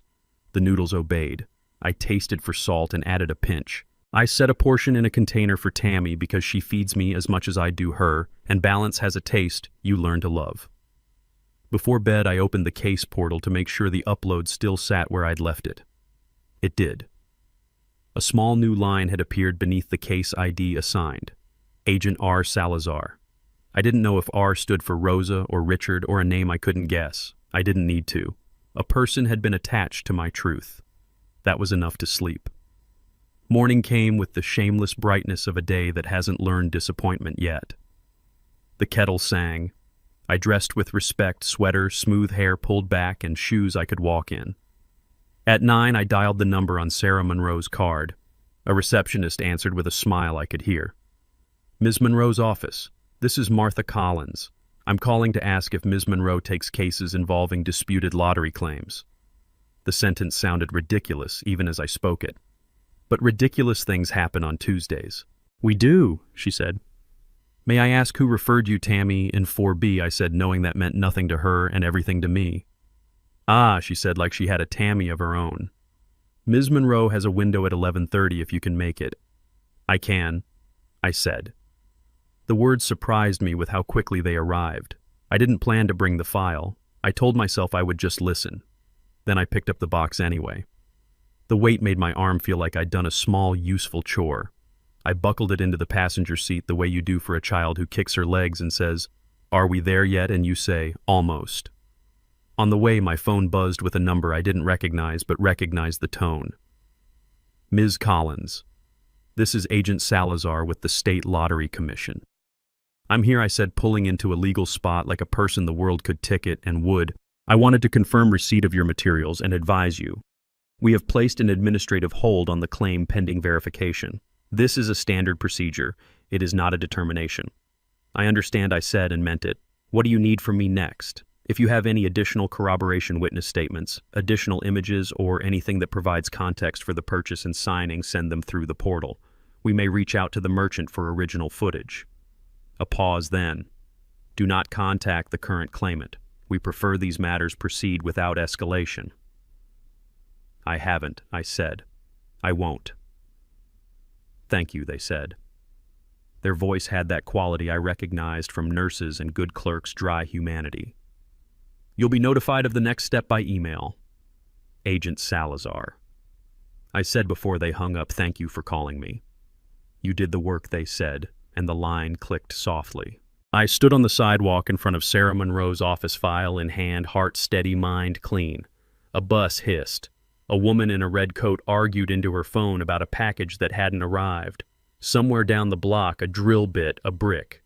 We are all making and unmaking things every day. I stepped into the lobby, pressed the elevator button, and watched the light bloom behind it. The doors opened with that old bank politeness buildings have when they used to hold other people's money and now hold yours. Ms. Collins, the receptionist said when I stepped into the suite. Yes, right on time. Ms. Monroe will be right with you. She gestured toward a chair that looked less comfortable than it was. I sat and placed the file on my lap like a sleeping cat. I didn't pet it. I let it be. On the wall, a framed print read, "Facts are stubborn things." It wasn't a threat. It was a promise. My breath moved up, moved down, counted the seconds between the clock's ticks, and came back to me like something I'd loaned out and gotten returned in better condition. When Sarah opened her door, she did it like a person who has learned to make room and not noise. "Martha," she said, and I stood. Yes. She took in the file with a glance that knew what boxes contained. "Let's take a look," she said. And we went in. Sarah closed the door behind us with the quiet of someone who had learned the difference between privacy and secrecy. Her office smelled like paper that had been handled with respect. On the wall behind her desk, the framed print I'd noticed in the waiting room repeated itself, smaller. "Facts are stubborn things." A second print below it read, "Map, not manifesto." She set a legal pad between us and drew a line down the middle. 10 sentences, she said, tapping the left side with her pen. Not 11. What happened? I opened the file box on my lap and placed it on the table like a careful offering. 0317, 1036, I said. Route 18, quick pick. I signed the back at the counter. The clerk can confirm. The manager certified a still from the camera. I have the receipt, the log, and a photo of the ticket as it sat under my magnet that afternoon with a dot of ink where my pen met the paper. I sent a notarized statement and everything else to the commission by certified mail and through the portal. They assigned a case and told me not to contact the current claimant. Sarah nodded with each sentence as if I were counting beads. She wrote down only what she needed to remember. 3/17/10/36, RT 18, signed still plus log photo dot before M packet sent case assigned hold likely. One more, she said. Where is the ticket now? With her, I said. My daughter. Heather. Okay. She underlined her last note once. Then she turned the pad and slid it to me. Now the right column. Your goal, not your anger. Recognition, I said. Correction. My name where it belongs. And silence, I said. No public fight. Sarah's mouth tipped into something that wasn't quite a smile. Excellent, she said. Makes my job easier. The loud ones cost extra. She flipped a tab on my folder and laid my documents out in a fan, the still with Denise's stamp the transaction log with a circle around 1036, the photo of the ticket under the clover magnet, the notarized statement with the raised seal. Her fingers moved quickly but never hurried. She added my case ID on a post-it and stuck it to the top left corner. Chain of custody, she asked without looking up. Denise pulled the still, I said, stamped and signed. She says she'll request the cloud file if asked. Tom can swear to the signing at the counter. He printed the transaction log himself. Perfect, she said. We'll draft witness statements for both. Keep them short. Times positions what they saw and how they know it's what they saw. No poetry. I've been trying to avoid poetry, I said, even in my head. That will serve you, she said. She turned to her computer and dictated as she typed, voice steady. To Claims and Security State Lottery Commission. Recase 24/31/1982. Attached. Please find declarations of the store manager and cashier on duty with accompanying documents previously submitted. We request that the administrative hold remain in place pending full verification and that all disbursements cease. She stopped and looked at me. We'll also send preservation letters. To whom I asked. Her Sarah said, and then seeing my face through counsel if she has one. If not addressed to her, delivered by a process server, and to the platforms.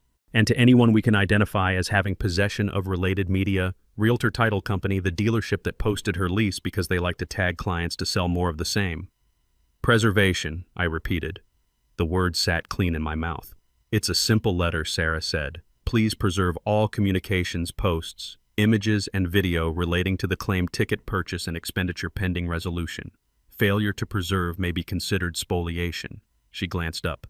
That means if something disappears later, we ask a judge to assume the worst about what it would have shown. I breathed out. I like judges who make assumptions.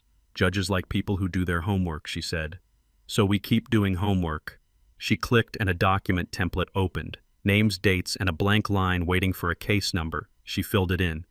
What about the house, she asked half to herself. You said she's in it. She is, I said. There were ribbons, the sold sign, lamps in the foyer that looked like the kind that burned too bright for how much they cost.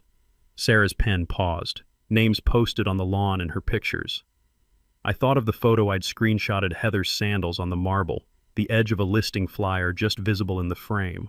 One picture caught a corner of the agent's sign, I said. I saved it. The name's there. Good, Sarah said. We'll send the preservation letter to the brokerage and the title company if we can identify it. Depending on the state, if funds used for earnest money are restrained or their source is in dispute, the escrow can't disperse. She spoke like a person who had explained this to 100 loud men and kept her salary. She may be renting staged occupancy or it's seller rent back or somehow someone let her move in early. However it shakes out, if the money's frozen, a lot of things start to look like they cost what they cost. What about the car, I asked. Likely a lease, Sarah said. Those finance companies respond to holds like they're allergic. She tapped the legal pad. But we don't chase those things. We let them come to us. We stay lawful. We stay quiet. We make a note for later that every contract someone signed believing herself the owner may have a little clause about misrepresentation. She looked up. No threats. We just collect cause and effect. I nodded. Silence has kept me company longer than any person. What do you need from me today? Declarations from Tom and Denise, she said. We'll draft them now. Short. We need you to go back for signatures. We can arrange a notary, but the UPS with the braid sounds perfectly adequate. We'll also want to request the cloud file through Denise. I'll file formal requests to the commission so they can reach out directly. And we'll prepare a demand letter for the return of property polite firm because it makes later steps cleaner. Sarah wrote as she spoke, typing with the speed of a woman who had found her calling and didn't waste keystrokes. When she printed the machine across the room, hummed, warmed, and spat pages with a business-like cough. She stacked them neatly clipped each set and wrote the names at the top in a block hand that looked like it had never learned to slouch. We signed her retainer a modest sum with the kind of payment plan that respects a pension check. I like clients who keep receipts, she said when I handed her the first month. They make me look like a genius when all I am is organized. Organized looks like genius to people who are used to confusion, I said. She grinned. Facts are stubborn things, she said, nodding at the print on the wall. Let's be the kind of stubborn that doesn't require volume. I left with a folder of declarations, 2 preservation letters in stamped envelopes, and instructions simple enough to feel like mercy. Get signatures, notarize, deliver copies to her, and scan to the portal. Do not call your daughter. Do not respond to her friend's friend who will call you dramatic. Do not post. Do not hint.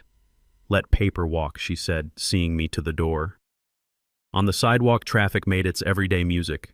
I stood for a second and let the sound settle in my chest like a rhythm I could pace to. Then I went to work.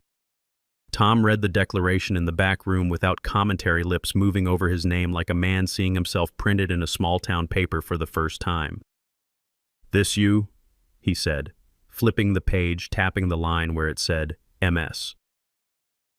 Collins signed the back of the ticket at the counter. 10:36 a.m., lane 2. "That's me," he added, as if he were pledging before an altar. He signed. He wrote his phone number in tiny, neat figures and added unprompted, "Married 2 kids, 10 years at Fuel King. Helps them know I'm not making up a life," he said. "It helps," I agreed. We walked to the UPS shop together. The woman with the braids stamped and sealed. "Busy day?" she asked. "Honest day," Tom said, surprising himself. At the station, Denise took her time with the letter. She picked up a highlighter and marked the 2 lines about the chain of custody. "Corporate loves the phrase," she said. "Makes them feel necessary." When she signed, the corner of her mouth lifted. "You know, half the folks who come through think the camera is a trick. That it's always broken when it matters and always working when they don't want it to be." "And here we are," I said. "Here we are," she said. She stamped and embossed with the confidence of a woman who had stood up to a delivery driver twice her size over a short shipment and won. At the counter, a woman in paint-splattered jeans bought a pack of gum and watched us like she might take notes later. "You okay, hon?" she asked me in that American way. "Strangers are allowed to thin as thread and strong as rope if you need it." "I am," I said. "Thank you." We walked out into a wind that had chosen a direction for the day. The sky was clear in a way that made the world look like it had been cleaned overnight. I tucked the fresh declarations into my bag and thought about how many signature lines a person can sign before she decides she belongs to her name. I had not reached my limit. Back home, I scanned the documents on my cheap printer, each page a little skewed because I never learned how to feed paper straight. I uploaded them to the portal and sent copies to Sarah. A minute later, she replied with a single word that felt like a hand on my shoulder: "Received." I ate a sandwich I barely tasted and stood by the window while I chewed. The river carried light like a borrowed thing. Across the street, Mr. Keene cleaned his windshield with a dish rag he keeps in his glove compartment expressly for this purpose. He waved when he saw me. I waved back with the sandwich. It's an intimacy of a certain age, waving with what you have in your hand, because switching hands is a younger person's move. At 2, the phone rang. "Agent Salazar," the voice said.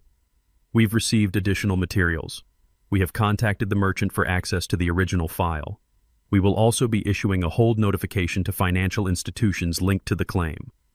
The words were procedural. The voice wasn't unkind. "Does that include outlets where funds may have been spent?" I asked carefully. "Where applicable," they said.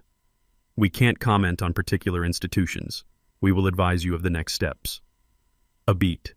"You have done this part well, Ms. Collins." "Thank you," I said. "It's nice to hear that doing the right thing looks the way it's supposed to." They chuckled softly. "Not always," they said, "but sometimes." After we hung up, I sat at the table and let my body catch up to my mind. My hands lay palms down flat on the wood. 10 years of scrubbing and polishing had made that surface mine. I could feel every nick. There was a long one near the salt shaker from the day the older boy dragged a model rocket across it to show me why triangles fly better. I pressed my finger along the groove and thought about thrust, not the flashy kind, the steady kind that gets you off the pad. My phone buzzed with a text from Tammy. How'd it go? I sent her a photo of the box with the new tabs Sarah had added. She sent back 3 thumbs up and an offer. Want me to sit with you a bit? I told her I was okay. I was. But I also knew that if I wasn't tomorrow I could say so and she would bring lemon bars from the bakery that uses too much powdered sugar on purpose. At 3, I walked to the corner to catch the bus, not because I needed it, but because I wanted to do something that belonged to the city and not to my case. I rode 2 stops, got off at the library, and returned the book I'd checked out for the boys. The clerk waived the late fee. You always bring them back, she said, on time or not. I checked out a book of short stories for myself, knowing I would read the first 3 paragraphs of each and then fall asleep to the sound of paper turning. On the way back, the bus stopped in front of the boutique I'd seen in Heather's posts. In the window, a dress draped itself over a mannequin with the kind of confidence fabric should not be allowed to have. A girl inside rearranged shoes on a shelf, moved them a 1/4 inch, stepped back, frowned and moved them another 1/4 inch.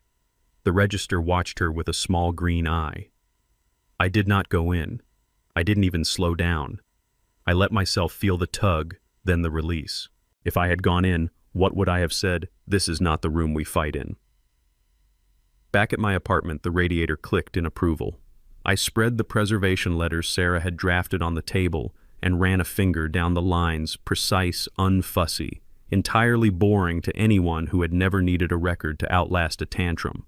I sealed them, addressed them, and walked to the mailbox at the end of the block. The blue metal looked tired. It held itself up anyway. I slid envelopes in one by one, listened for the clunk.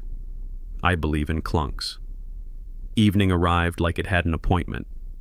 I boiled potatoes.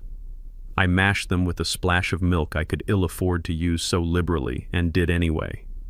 I ate on the couch with the book open beside me. I read a line twice because it had teeth.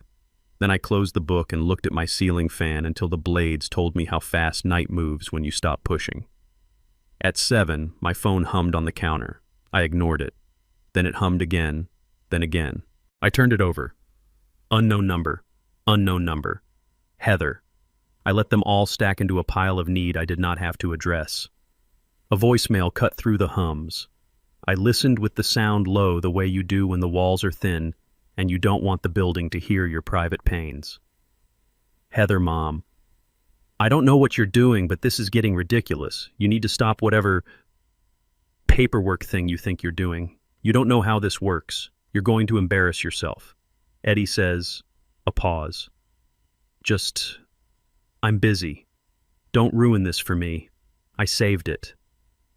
I sent a transcript to my email the way I've learned to send everything now, as if the cloud were a friend who remembers when you don't want to. At 8, Sarah called. 2 things she said. 1, Agent Salazar confirmed the hold is active across disbursement points. 2, we have a tentative time for an administrative conference call later this week. It's not a hearing, it's a check-in. We'll attend. You don't have to speak. You can, if you want, confirm the facts on your declaration. I can say my name. I can say the timestamp. I can say where the clover magnet sat on my fridge. She laughed. Perfect, she said. I also sent the preservation letters. The process server will attempt delivery tomorrow. If she refuses, he'll note it and will proceed by mail. We don't chase. No, I said. We don't. Last thing she added. I know you want quiet. There's a chance later that the commission will do a press notice if they correct the claimant of record. It won't be dramatic. A paragraph. We'll control what we can. We'll keep it boring, I said. We'll keep it correct, she said. You rest. Tomorrow is just more of the same. Just is doing a lot of work, I said. It is, she said, and then she let me off the call without another word. I washed the plate. I wiped the counter. I put the book by the bed. I smoothed the sheet. I turned off the lamp and listened to the building settle into the night it had earned. My knee ached, and then, good soldier that it is, fell in line. I lay my hands on my chest and felt the heart that has always done its job without asking for credit. I thought tomorrow we'll ask Denise about the cloud. We'll bring Sarah a reply. We'll show up for the call on time with the file open and the page marked and no speeches in our pockets. Before sleep took me, I went to the table once more and touched the lighthouse keychain with one finger.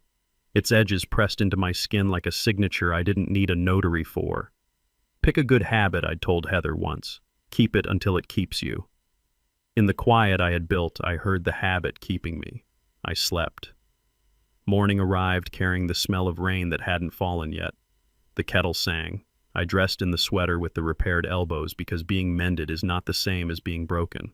At 9, the process server texted Sarah a note she forwarded to me. Attempted service. No answer at front door. Vehicle present, lights on. Will reattempt at noon. I pictured the house with the ribbons, the doorbell camera blinking, Eddie watching from a couch chosen by an intern at a staging company. I poured tea and didn't taste it and drank it anyway. At 11, Agent Salazar emailed. We have obtained the merchant's raw video for 0317 between 10:15 and 10:45. Verification in progress. Please confirm your preferred mailing address for any physical correspondence. I sent my address. I added because gratitude costs nothing and buys you a steady hand. Thank you for your diligence. Noon, another server note. Service-affected recipient refused to open the door. Documents left in conspicuous place photographed. The attached image showed a preservation letter folded in a clear sleeve blue tape on a glass door and handwriting I recognized in the background on a whiteboard, boundaries in block letters with 3 underlines. I saved the photo. I put it in the folder not because I needed it, but because it pleased me to have it. At 2, Sarah sent a calendar invite for the administrative call Thursday 10:00 a.m. I clicked yes. The email included a line I read twice because it felt like a kindness disguised as instruction. We will do the telling. You will do the confirming. Yes, I thought. That is the work that fits my hands. Late afternoon, I walked past the river with the folder under my arm because sometimes carrying a thing is a way of telling yourself you remember what you're about. I stood on the pedestrian bridge and watched a girl teach herself to ride a bike without touching the handlebars. She wobbled and laughed and yelled back at her father. Look, the father said, eyes forward. She said, I am. I believed both of them. I went home. I made dinner because bodies require it. I set aside a portion for Tammy because reciprocity is not math. It's how you make the world less sharp. I placed the folder on the chair beside me while I ate. I didn't open it. I didn't need to. The contents had taken up residence in me. As dark walked in and made itself comfortable, my phone lit with a new message from an unknown number. This is Kyle from the edit. Heather asked me to reach out. She's in meetings today. She wants to resolve things privately before it gets messy. We don't have to involve officials. Call me. I let the phone rest face up on the counter until the screen darkened. I took a screenshot first. Then I turned the phone face down. Some habits keep you safer than locks. I cleaned the kitchen with slow strokes, wiped the table in figure eights like I learned from a woman who taught me how to make the finish last longer. The radiator clicked like a metronome. Somewhere upstairs, someone laughed at a sitcom. In the hallway, the elevator relayed a conversation I only heard as a rise and a fall and an exhale. I tried the sentence I would need for Thursday. My name is Martha Collins, I said to the room. On March 17th at 10:36 in the morning, I purchased a quick pick at Fuel King on Route 18 and signed the back of the ticket at the counter. It fit the first time. It fits the second. It will fit again. I turned off the light. The lighthouse keychain sat in its bowl, catching what glow the street lamp offered and returning it in miniature. I thought of the way light behaves when it is told where to go. It obeys. It shows edges. It keeps ships off rocks. It is not loud. Tomorrow we keep doing what works. We keep it lawful. We keep it boring. We keep it true. The conference line chirped twice, then fell into the kind of quiet where people practice how they sound.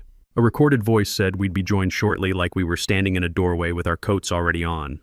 Sarah slid a pad of paper across the table and wrote 3 words at the top in block letters. Name, time, place. She didn't look at me when she underlined them. She didn't need to. Good morning, a new voice said, flat and competent. This is Agent R. Salazar, State Lottery Commission Claims and Security. We have counsel on for Ms. Collins. Sarah leaned toward the phone. Sarah Monroe for Ms. Martha Collins. Client is present. Thank you, Agent Salazar said. For the record, Ms. Collins, please state your name. My name is Martha Collins, I said, surprised to hear how ready the sentence sounded leaving my mouth. And to confirm, you are the individual who purchased a Quick Pick ticket at Fuel King on Route 18 on March 17th at approximately 10:36 a.m., the agent continued. And you signed the back of the ticket immediately after purchase? Yes, I said. That's correct. Sarah's pen didn't move, but I could feel her approval across the table, a steady thing with weight to it. She didn't add anything, didn't pad the moment, didn't turn it into a speech. She let my sentence do its job and take a chair. Procedurally, Agent Salazar said, we've opened case 2431-1882 on your submission. We'd like to confirm receipt of the following items: a merchant receipt with timestamp and internal transaction log for Lane 2 at the time indicated, a still image certified by the merchant manager showing the back of the ticket being signed at the counter, a dated photograph depicting the front side of the ticket as it sat in your home the same day, and a notarized declaration authored by you. Counsel: Do you concur? I do, Sarah said. We filed supplemental declarations from the manager and cashier yesterday, received, the agent said. Paper shuffled on their end, the friendly kind of paper that suggests edges have been squared. We have also obtained the underlying video from the merchant system. Technical review confirms the footage is consistent with the documents submitted. Sarah lifted her eyes briefly and set them back down. The room breathed once. Thank you, she said. There is one additional note, the agent added, voice reverting to that careful register good nurses use when they ask you if a pain is new or old. The image of the back of the ticket currently held in the claimant's file shows more than one line of writing. The first exhibits a flow and pressure pattern consistent with the writing sample on your declaration, Ms. Collins. There appears to be a second lighter inscription also in pen placed later. Placed later. The phrase walked into the room and folded its coat over the back of a chair. I didn't say what pressed itself to the back of my teeth. I don't know if it was anger. It felt more like a recognition you can't unsee. Sarah stepped in neatly. We appreciate the note, she said. We'll reserve comment on the second inscription until we've had an opportunity to view whatever the commission can share.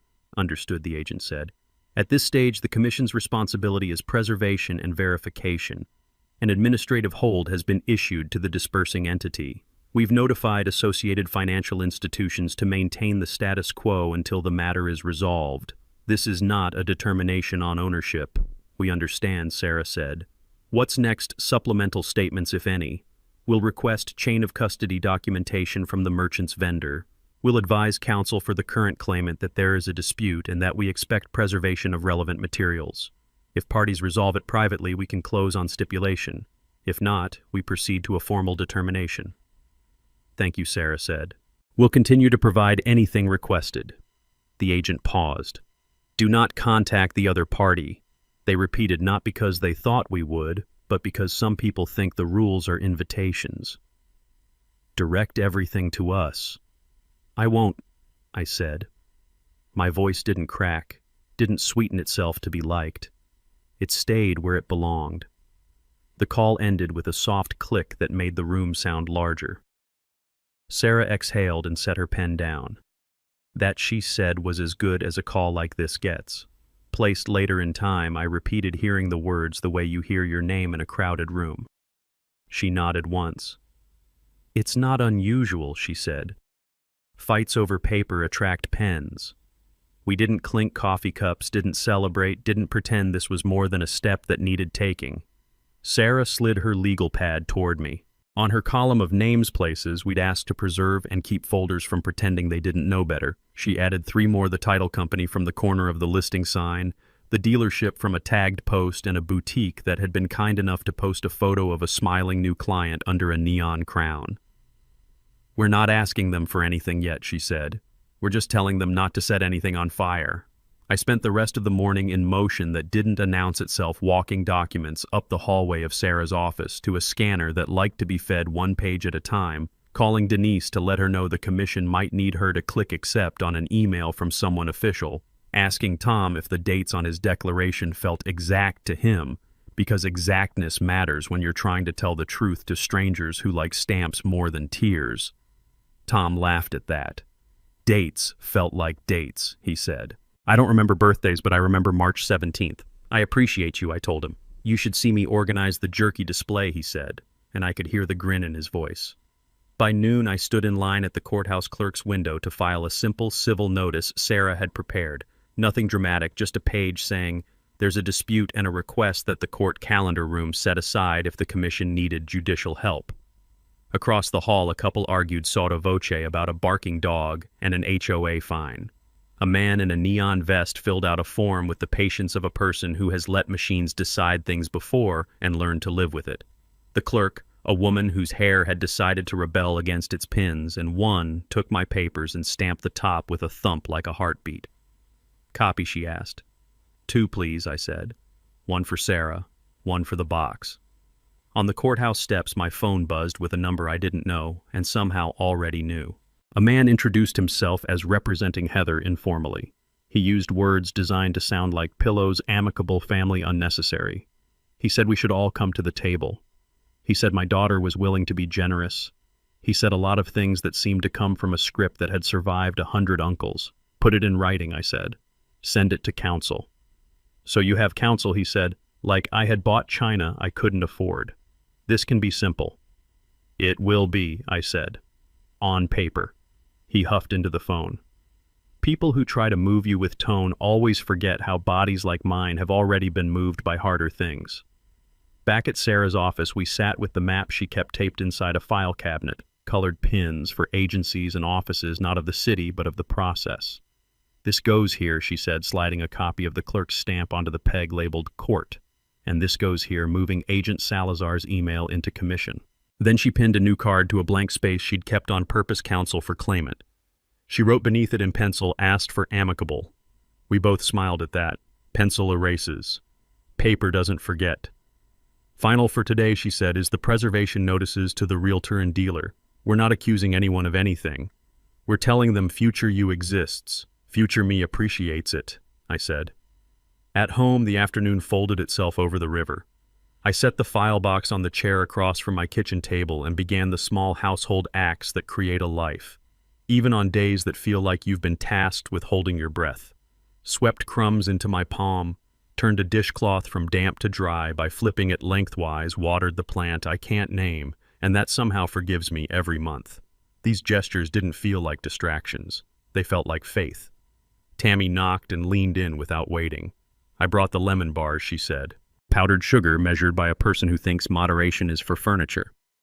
We sat, ate, and watched the dusting of snow itself onto the table.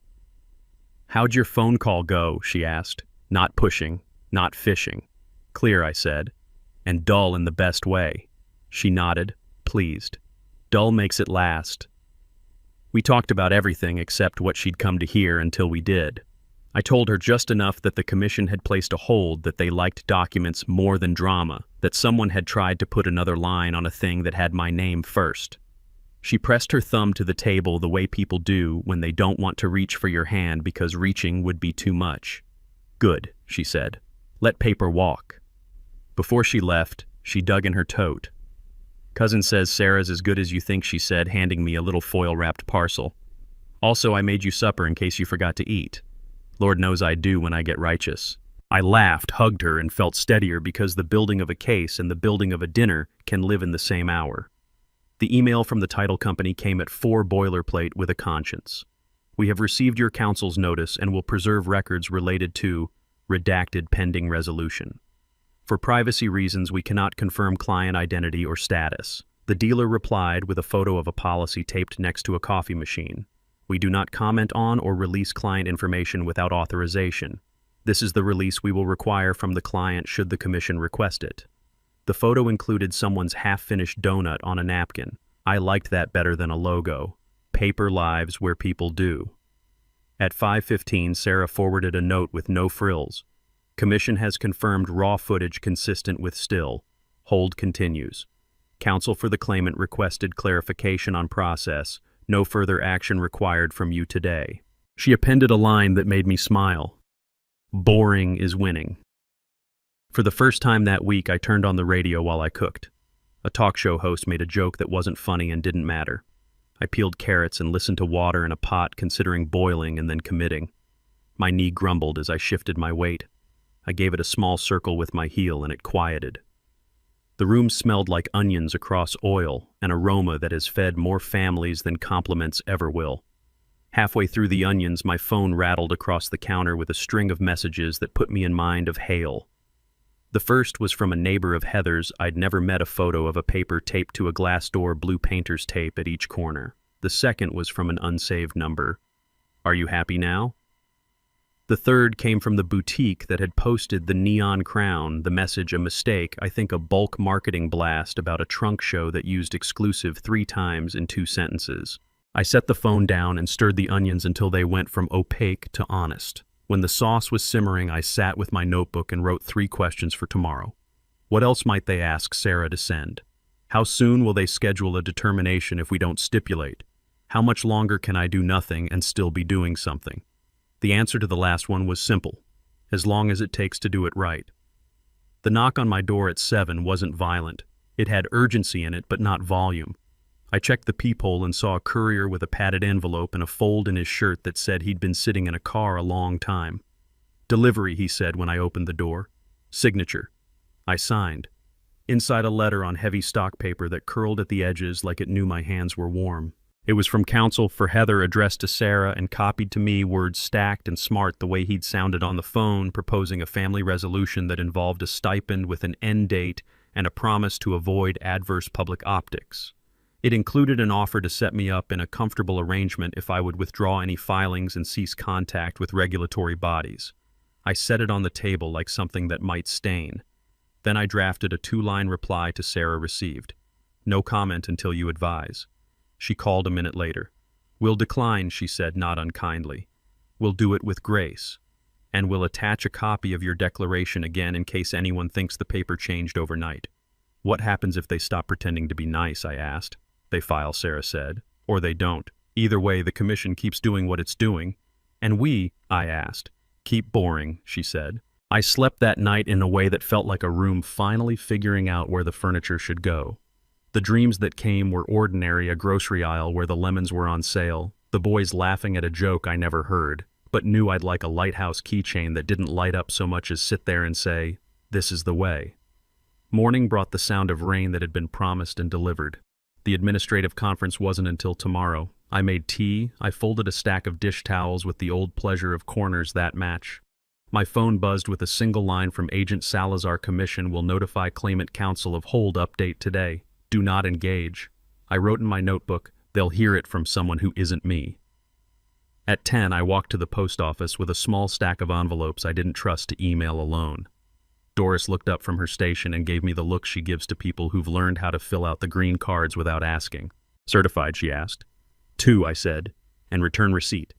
She slapped the round date stamp with a rhythm that made me think she would have been good at piano if someone had bought her one when she was 9. You keeping these? She asked, tapping the receipts. Keeping everything I said. Back in my kitchen, I found a new email in the case portal communications update. I clicked.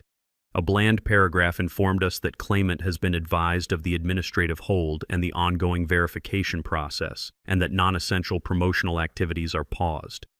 I looked at the words non-essential and paused until they stopped meaning everything at once. I forwarded the note to Sarah. She wrote back 5 minutes later. Excellent. The rain has started.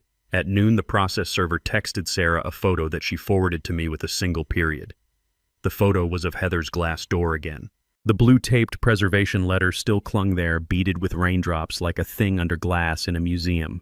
Through the pane, I could see a shadow that looked like a person holding a phone at chest height. The caption under the image in my email client read, "Service reattempt confirmed." I ate the leftover lemon bar with my lunch and licked the sugar off my thumb. The sweetness sat wrong in my mouth for a second, then righted itself. The afternoon stretched in that way afternoons do when you've put your hope inside systems that don't speed up for your heart. I read 3 paragraphs of the short story I'd checked out and fell asleep on the couch with the book on my chest like armor. I woke to the sound of my phone vibrating against the table, one long buzz, then another, each one separated by a space that meant the messages weren't urgent, just insistent. I sat up, felt the stupid, unfamiliar joy of an uncricked neck, and looked. 2 texts. The first from a number I didn't have. Is this Martha?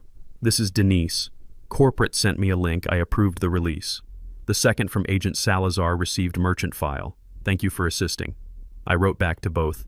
Thank you. Then I opened the window and let the river air and the rain smell cleaned by distance.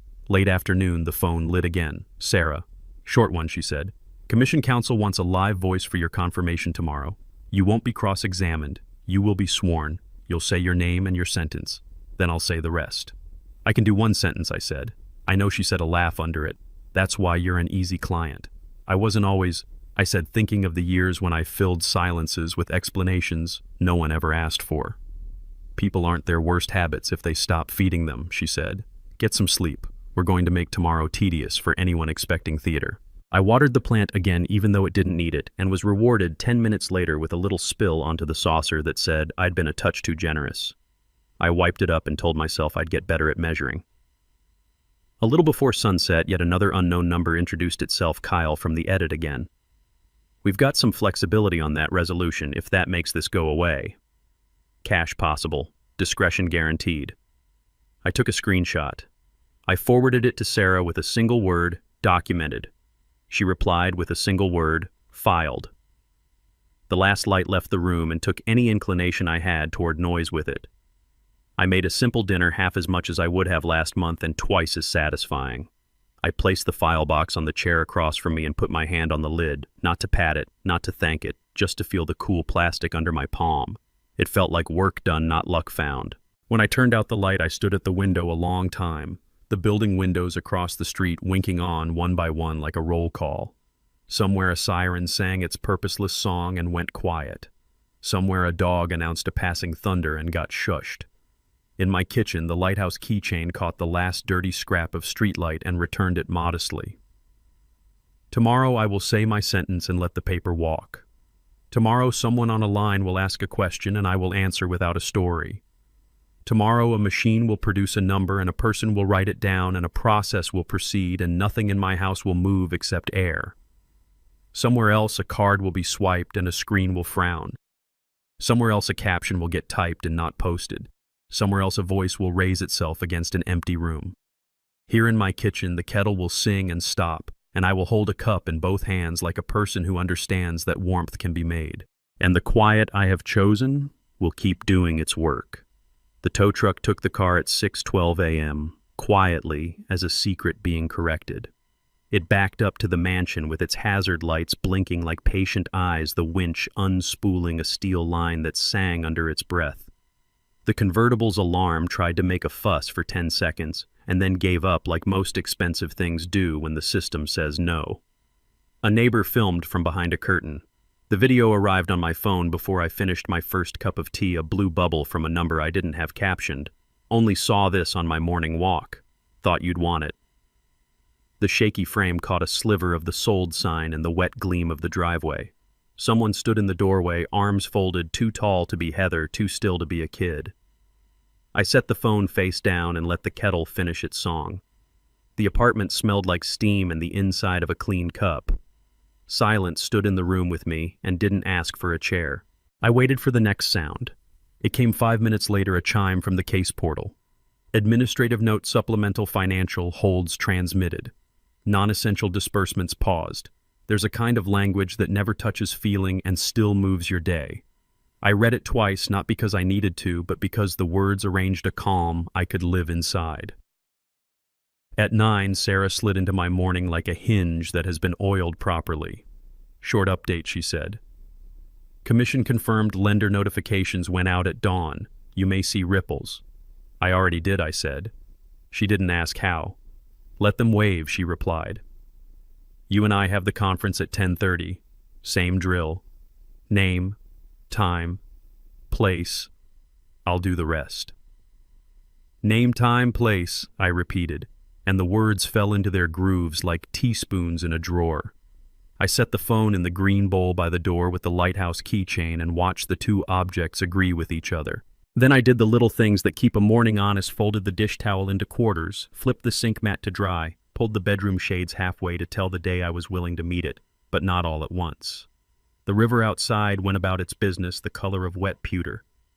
At 10:20, I sat at my table with the file open and the page marked. The conference line clicked alive. Sarah wrote "name, time, place" at the top of her pad again, even though we both knew I didn't need the reminder, even though the ritual is part of what keeps people from showing off. Agent Salazar joined, voicing the reliable flat that had grown familiar. "Ms. Collins, for the record, please state your name." "My name is Martha Collins." "And did you purchase a quick pick ticket at Fuel King on Route 18 on March 17th at approximately 10:36 a.m., signing the back of the ticket immediately thereafter?" "Yes." "Thank you," the agent said. "We have no further questions for the claimant at this time. Counsel may remain on the line for process issues." Sarah lifted her pen from the page, a small, satisfied upstroke. She did the talking from there, clean sentences about preservation notices, a request for acknowledgement that the raw video had been received, a note that we'd filed witness declarations, a reminder that we preferred all communication go through counsel. It took 9 minutes. At the end, the agent said something that came as close to comfort as their job allowed. "We appreciate the clarity," they said. After the call, the apartment seemed too still. I opened the window to let in a slice of air that had traveled over other people's lives. A bus hissed at the stop. Someone laughed into a phone on the sidewalk and said, "No, now I believe you." Like she'd been convinced by a fact she hadn't asked for. By noon, the ripples had found their shores. My cousin Laya called and didn't pretend she was phoning about anything else.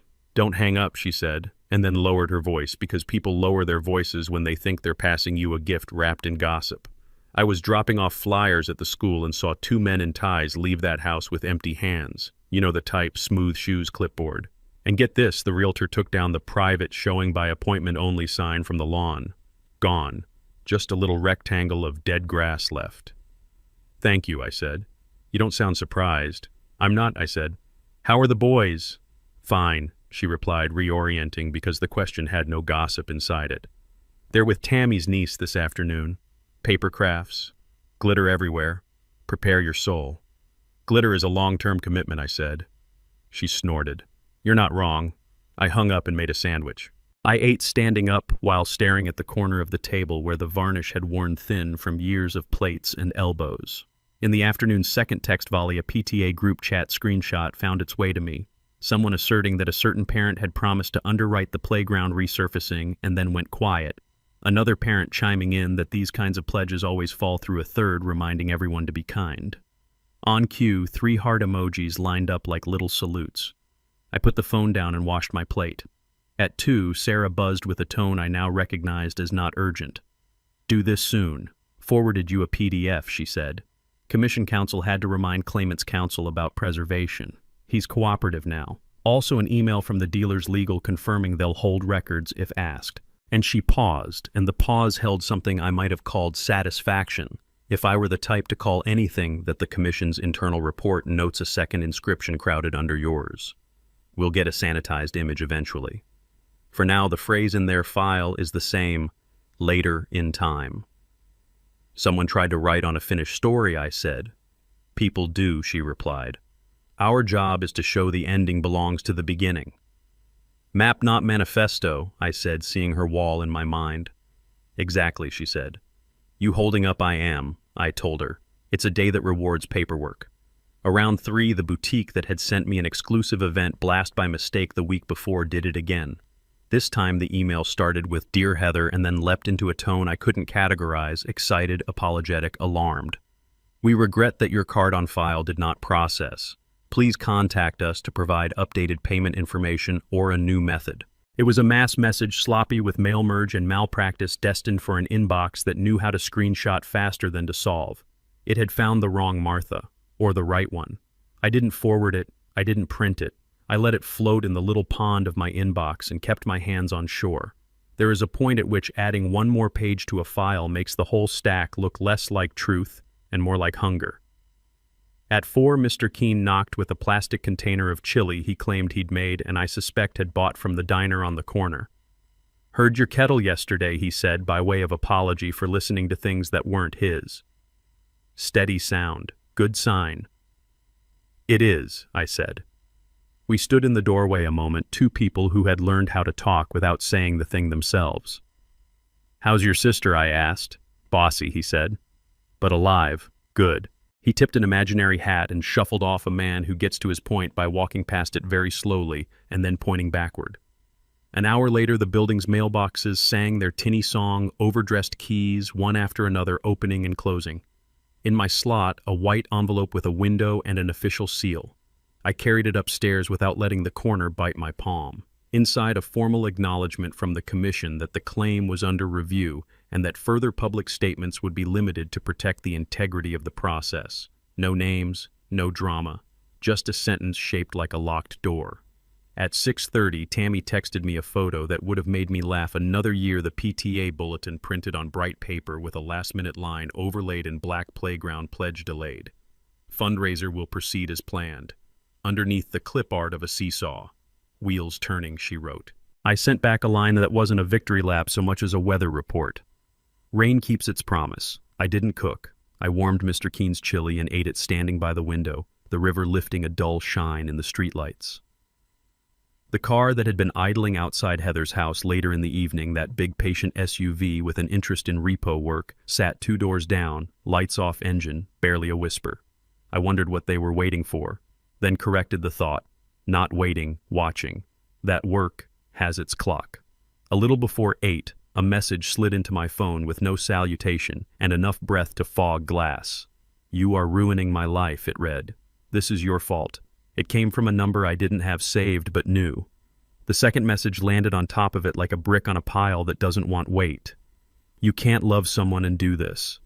If I had answered and I didn't, I might have written, "You don't get to call theft love because you whispered the words while you took." I saved the messages. I sent them to Sarah with no commentary. She replied with a check mark. That small blue mark did the work of a paragraph. When the quiet thinned, the building offered me its evening chorus. A baby cried as newborns do, as if the earth had briefly forgotten their name. Pipes clanged behind a wall and then got embarrassed and hushed. Someone burned toast, swore, and silenced the alarm. The normalness of it kept my feet on the floor. The next morning my kettle sang and stopped, and I took the cup to the table and practiced the sentence I'd said the day before, because there are very few sentences in this world worth saying twice with care. When the phone rang, it was Agent Salazar. Short update, they said. "We've added the merchant vendor certifications to the file. The chain of custody looks clean. Counsel for the claimant has been advised of the continued hold. We'll reach out when a determination date is set." "Thank you," I said. They cleared their throat. One more thing, they added, the way people add one more thing when they're about to change the weather of a room. "Per policy, we will be issuing a short public notice today. It will not name parties. It will be noted that the Commission has placed a hold pending verification and that non-essential disbursements are paused." "Understood," I said. It was not the kind of announcement that wins arguments at dinner. It was the kind that tells a process where it is in its own story. By noon, the Ripple had found the local news. A square of generic graphic state lottery says "big win under review." The anchor's tone was calibrated not to accuse, only to entertain. "No names released," she said, "but sources tell us the hold is connected to an ongoing ownership dispute." They cut to footage of the Fuel King on Route 18 as if cameras were magnets for coincidence. Behind the reporter, someone bought a soda, someone posted a letter, someone wiped down a counter, life insisting. Within the hour, my phone lit up with the kind of messages people send when they don't know the shape of your day and want to be part of it anyway. "Is this you?" from a woman I know from church who bakes pies for raffles and never wins. "Saw the news, hope you're okay," from a former coworker. "If this is about Heather's thing, call me a cousin who prefers to be the first to have an opinion." I did not correct, did not confirm, did not feed. I answered 2 with the same line, "Thank you, I'm okay." And I left the others untouched like fruit I didn't buy. By late afternoon, a neighbor of Heather's, friendly enough to wave, not close enough to lend sugar, posted a photo of the mansion's front walk, a piece of blue tape clinging to glass, a rectangle of dead grass on the lawn where the sign had stood, a pair of heels abandoned on the porch mat, like a metaphor too on the nose to be real. The comments made themselves as comments do. I read none of them. I let the image move past my eyes the way a car does when you sit at a window long enough, meaningful to someone else, not assigned to me. I did a small righteous thing I'd promised the boys. I bought the plastic eggs for the school fair, blue, green, yellow. I walked them in with a paper bag around the carton because color is supposed to be a pleasant surprise. The receptionist at the front desk didn't ask for gossip, she asked for the classroom. I gave her the number I had in my head because some numbers live there without asking permission. "Thank you," she said, and meant it, like I'd given her back 2 minutes of her day. On my way home, I passed the boutique by accident or habit or both. The attendant inside, the one who rearranges shoes by quarter inches, stared at a ledger screen that made her eyebrows furrow. She answered the phone with her professional smile and said, "I'm afraid we can't release that information the way people say goodnight when they're still awake." At dusk, Tammy knocked, then pushed the door with her hip because her hands held a casserole she swore she didn't have time to make. "Who has time?" she said. "We take it anyway." I poured tea. She sat. We ate. We did what neighbors do, exchanged 3 facts about the day and 2 feelings disguised as jokes. "The news loves a mystery without names," she said. "They do," I said. "You doing okay with being the unnamed?" "I prefer being correct," I said. She smiled and wiped her fork with a napkin like it were a brush she was cleaning before it ruined the next color.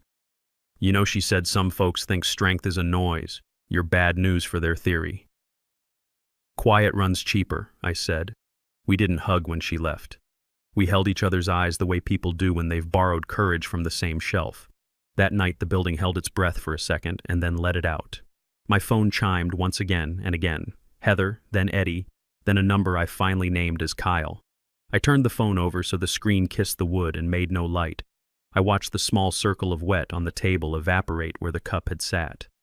Evaporation is honest work. No speeches, just exit. The next morning, a brown envelope arrived from the commission with a photocopy of a form I already had a digital copy of and a sticky note for your paper file. Someone in that office knew there were people like me who believe paper is part of how a thing stays real. I slid it into the folder and felt the box's weight settle differently on the table, as if the balance had shifted to a side I trusted more. Midday. Sarah called. "No fireworks," she said. "Commission logged the vendor certifications. We wait. If they ask for an interview time with Tom or Denise, we'll schedule. In the meantime, a friendly reminder, no posts, no comments, no victory laps. You're doing beautifully boring work." I smiled at the ceiling. "I'll embroider it on a pillow," I said. "Do," she replied. "Then sit on it." The last thing that day was a voice I hadn't expected. The older grandson borrowing Tammy's niece's phone after craft hour left a message that began with, "Hi, Nana." I made a paper rocket and ended with, "It goes far if you don't throw it too hard." After the tone, I sat at the table and pictured a triangle of cardstock taking off from small hands and crossing a room without breaking anything that breaks. Outside, clouds muscle their way over the river and decide whether to let go. Inside, the kettle sings and stops. I put both hands around the cup and feel heat moving into my fingers, because heat always moves toward cold if you offer it a path.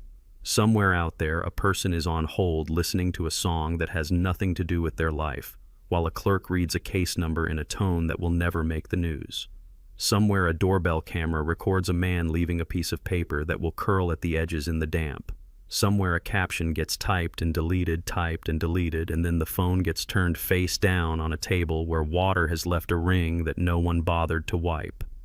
Here in my kitchen, I say my sentence once softly to the room that knows it by heart. My name is Martha Collins. March 17th. 10:36 a.m., Route 18. And I let the quiet do the rest. They put my name on a piece of paper and taped it to a plastic sign outside a carpeted room, black letters on white, crooked by a millimeter the way government tape always is. It wasn't a headline. It wasn't even a door plaque. It was a schedule printed on a desktop printer that needed a new cartridge. And there I was between Facilities Work Order Review and Transit Advisory Committee. Case 2431, 1782, Collins M. Admin. Review documents. I stood in the hallway with my hands inside my sleeves like a woman who had come to see about a leaky ceiling and found her name on the list next to the plumber's. Sarah arrived without her hair pinned back like it had an understanding with the day. "There you are," she said, reading the sign, then my face. "Good. We like this. Boring font. Sturdy tape." "I brought the file," I said. She nodded as if I'd told her I'd brought my heartbeat. Of course. Inside the room had no opinions. A long table, 2 chairs, a screen on a wheeled stand, a carafe of water that tasted like its lid. Agent Salazar sat at the far end with a laptop and the tidy stack of a person who doesn't trust digital alone. In person, they were exactly the voice I'd come to rely on, pressed shirt shoes that didn't squeak, the kind of patience you can't learn from a book. Ms. Collins, they said, as if confirming both parts of me. Ms. and Collins existed at once. Ms. Monroe.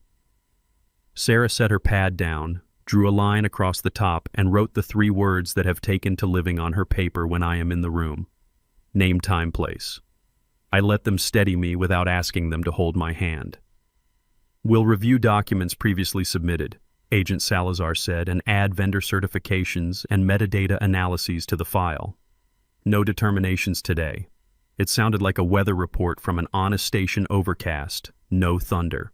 They plugged a drive into the screen, and the room lit with an image that was both familiar and new, the still from the Fuel King. My hand, my coat sleeve, the angle of pen to paper. In the lower corner, the timestamp is like a small clock you could set your morning by. We have the raw, they said, clicking to a block of grayscale with numbers that made sense to the part of me that has always liked receipts. Vendor confirms chain of custody. The system logs no deletions. They paused. There was, however, an unauthorized attempt to access the file 2 days after your submission. Blocked by default. Logged. Sarah looked over her glasses. Source a consumer VPN, they said. We'll request additional records from the vendor. For our purposes, preserved flagged escalated. Thank you, Sarah said, and meant the word, the way I am learning to mean it, as a recognition of labor, not a bribe for kindness. Agent Salazar switched slides. This is the sanitized image from the claimant file, they said. The back of the ticket filled the screen. There was my name in the place where habit puts it, ink pressed into fiber with the firmness of a hand that knows the value of finishing the line. Under it, cramped in the leftover space, another set of letters tried to make a home, a second signature, small lighter. Its first curve crowded up against the tail of my S. Later in time, Sarah prompted. Later in time, they confirmed. Different ink composition. Different pressure pattern. They advanced to a report that wore its science without bragging. We don't do full forensic determinations at this stage. We note differences, noted, Sarah said. She didn't swivel toward me. She didn't have to. I felt the chair square itself under me like it was agreeing with my spine. I have an additional submission, I said, and set an envelope on the table. Sarah didn't flinch. She knew it was coming because she'd told me to sleep on it, and I had, and the thing had made it through the night intact. Photo metadata, I said, from the picture I took of the ticket on my fridge. I pulled the EXIF time date device. I printed the summary and sent the digital file through the portal this morning. Agent Salazar's mouth did a small thing that wasn't a smile and wasn't not a smile. We appreciate metadata, they said.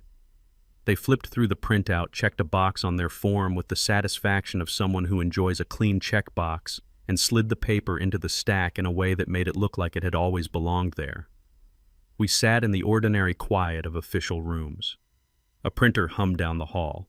Someone coughed through a wall in the polite way colds cough when they're employed. Sarah asked 2 more process questions.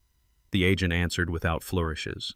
When we left, the paper with my name was still taped to the plastic sign, a little more tired around the edges. Paper gets tired. Tape gets tired. Procedures do not. Perfect, Sarah said in the elevator. You didn't speak unless you needed to. You offered the thing we wanted them to want. You let the room be dull. That felt like a compliment, I said. It is, she said. Dull wins. Outside, the sky was a responsible gray. We parted with a plan that was less plan than posture. Keep sending what matters. Answer what's asked. Do not introduce theater into a room designed for chairs. On the bus home, a woman argued into her phone about a package that had taken the scenic route. It says delivered, she said, stabbing the screen. Delivered where the driver watched the traffic lights like a man doing his part so the rest of us could do ours. We passed the Fuel King. A man in a reflective jacket wiped down the lottery stand with a rag that used to be a t-shirt. The pen on its chain hovered, then settled. The chain glinted like jewelry on a practical person. At my apartment, a brown envelope waited with my mail commission letterhead, again this time with a single sheet that said, only administrative hold, extended pending verification. Parties notified. I slid it into the folder and felt the weight shift slightly the way a pocket does after you add a coin. By afternoon, the community had done what communities do, spun the day into its cloth. Leia called with a report from a playground bench. "It's funny," she said. "Not funny, ha-ha. Funny. Human. People ask me without asking me. I tell them no names. I tell them the school will still have its field day. They nod like I gave them a weather forecast. Give them sunscreen with it," I said. "It'll make you look official." She laughed and then got quiet. "You okay?" "I am." "All right," she said. "I'll call you when I have a story worth telling." Tammy texted me a picture of a flyer she'd pulled from the community board and put back up because someone had turned it around to face the cork, a notice about a clothing drive for single moms hours and address small print, no questions asked. She sent, "Thought you'd like the no questions." I sent it back, I always have. At 4, Denise called from behind the Fuel King counter, the bell over the door ringing faintly in the background. Corporate sent the confirmation, she said, with the dry relish of a woman whose inbox had finally behaved. We clicked the right boxes. Vendor sent the right attachments. Felt like fitting a sheet on a mattress without fighting it. "Thank you, Denise," I said. "You know," she added, lowering her voice because someone had walked up to the lottery stand and people lower their voice when Hope is paying cash. "I got a call last week. Blocked number. Wanted to know our policy on replacing images for clarity. I told them our policy is not replacing reality. They said they'd circle back with counsel. I said they could circle as long as they wanted. I'm standing in the middle. Write down the time I said. If it's not too much trouble." "Already did," she said, pleased. "I'm not new." I printed a fresh page for the file and wrote Denise call from blocked number, replacing images, date, time noted. It felt like noting the weather on a day when the weather mattered without taking over the whole town. By dinner, the news found the story's edge without my help. There was footage of the commission building of Route 18 of a jackpot graphic that might as well have been stock art. I watched exactly 12 seconds without sound and turned it off. I am wary of learning to narrate my life the way other people narrate their segments. But the world does not require my permission to perform. A long post appeared on Heather's feed, the kind that looks like it took someone 3 tries to write and would have been better at half the length. The words elder, toxic, and boundaries took their expected places. So did jealous and manipulation. She did not say my name, but she titled the post Breaking Cycles, and people understood who she meant to break. Comments rose like bread left too long in a warm kitchen. Hearts, prayers. One dissent she pinned to the bottom with a thanks for concern. Someone sent me screenshots. I dropped them in a folder called No Response. I sat on my hands, not literally, but it would have helped if I had and let the post do the thing posts do exist. Echo, fade, remain. Sarah sent a single line, ignore. Document. Breathe. The next day, the ripples hit somewhere I hadn't expected. The realtor's glossy smile turned into a bland statement under a photo of a door handle. We respect privacy. A dealer posted a policy about eligibility verification, which is their way of saying the machine sometimes chooses and you sometimes don't get a say. The boutique changed its window. The neon crown went dim. I did not gloat. I swept. My kitchen collects grit in the same corner no matter how much you move chairs. I moved the chairs and swept them anyway because that's what you do when you want the floor to be ready for whoever walks in next. Busy Mr. Keene asked from the hall, holding his empty coffee tin like a communion plate. "Borrow a scoop always," I said, and handed him exactly enough for 3 mornings because patterns make comfort. "Doing God's work," he said to the can. I don't know which God he meant. I think he meant the one that likes lines straight. In the afternoon, Sarah and I sat at her table and mapped necks on her cabinet chart. "We'll wait for the determination date," she said. "We'll prepare as if we were going to trial and hope we never need to remember the parts about trial." "What else can we add?" I asked, not out of greed, but out of the desire to keep my hands busy with things that matter. She tapped her pen. "We can add a short declaration about your habit signing immediately and where you learned it. People underestimate habits when they write rules. Judges don't." "Tom," I said. "Denise." "And you," she said. "Say it clean." "I sign immediately because..." "Then you stop." "I sign immediately because it saves confusion later," I said. "Exactly," she said. "That sentence is a building." She looked at me like she was considering whether I could carry more and decided I could. There's a chance, she said, the commission will schedule a short in-person question session for you. Nothing adversarial. Just a confirmation on the record under oath with a recorder that makes that soft little sound you hear in courtrooms when someone leans on the microphone. I can breathe into a microphone, I said. You can, she said. Practice your sentence once more. Then you'll be bored with it. That's when it will work. Back home, I stood at the sink and said the sentence to the faucet. My name is Martha Collins. March 17th, 10:36 a.m., Route 18. The faucet did not argue. Water does not need to be convinced to fall. Around 5, I received a call that did not belong to me, and I did not know it yet. Is this Ms. Collins a man? Asked Third Hand Polite. It is. This is a courtesy call from the Regional Daily, he said. We're running a short item tomorrow about the commission's notice, no names. We'd like to include a quote from an attorney, but we thought we'd check with you if you'd like to comment. No comment, I said. If you need an attorney, quote, I can give you Sarah Monroe's number. He hesitated for a second because he'd hoped for my sentence to be longer. Appreciated, he said. He meant he would call her. He also meant he liked me less now than he had at the start. That is the price of not giving people your story for free. I texted Sarah the reporter's name and number. She sent back, handled. One sentence. No adjectives. Evening fell like it had somewhere to be at 8. I made oatmeal for dinner because I wanted something that asked nothing of me except a bowl and a spoon. Tammy knocked at exactly the moment when the oatmeal decided it was done. Lord, that smells like my late shift years, she said, stepping in with a small plant in a plastic pot. Someone left this in the lobby with a note that said, free to a good window. Your window is the best we have. I set the plant on the sill and rotated it so every leaf got its share of the city. I'll learn your name, I told them. Don't die before I do. Tammy laughed the way women laugh when they've stayed alive out of spite and then out of love. She told me about a bus driver who had learned to say hello to each child by name and how the traffic had learned to wait for him. I told her about the agent's calm and the room's dullness and the way my name looks when a printer runs low on ink. Faint on the right edge, I said. Heavy on the left. Balance, she said. You're centered then. After she left, I sat with the folder open to the page where I keep small reminders that the world believes me even when I do not raise my voice. A green post office receipt, a stamped line from the clerk's window, a scribble from Denise with the time of the blocked call, the single check mark from Sarah that says she has filed what needs to be filed. The lighthouse keychain lay by the bowl, catching lamplight and giving it back without bragging. The next morning, the phone chirped with a calendar invitation from the commission in-person interview, Verification Collins M.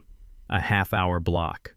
The subject line did not know that it would sit on a shelf in my house with other objects that had carried me a whisk, a screwdriver, a pen. I accepted. I wrote the time in my notebook with the same neat hand I used to list groceries. Eggs, bread, time. I walked to the river with the plant in my mind and the interview on my calendar. The weather threatened rain, then chose light instead. A man threw bread to pigeons and listened to a podcast about a war he would never see. Children shouted as if they could push the swing set higher by voice alone. A woman in a red coat told a child in a blue hat that we don't run in the street, and he didn't. Rules are not love, but they can keep love from having to do too much. On the way back, I passed the boutique. The neon crown was gone, replaced by a simple sign, closed for inventory. Inside, the quarter-inch girl moved shoes without purpose, the way people move things when they are waiting for decisions they can't influence. In the cafe next door, a man held a paper with a headline he wasn't reading. The city inhaled and exhaled without my instruction. I cooked chicken. I wrote in my notebook, bring ID, bring nothing else. They didn't ask for it. I put my license in the front of my purse where my fingers could find it without making me look like I was searching for courage. At noon, Agent Salazar sent a short note that changed nothing and made the afternoon walk straighter. Your materials remain complete. Thank you for your cooperation. I typed 2 words that are becoming my new way of sharing air with people who help. Thank you.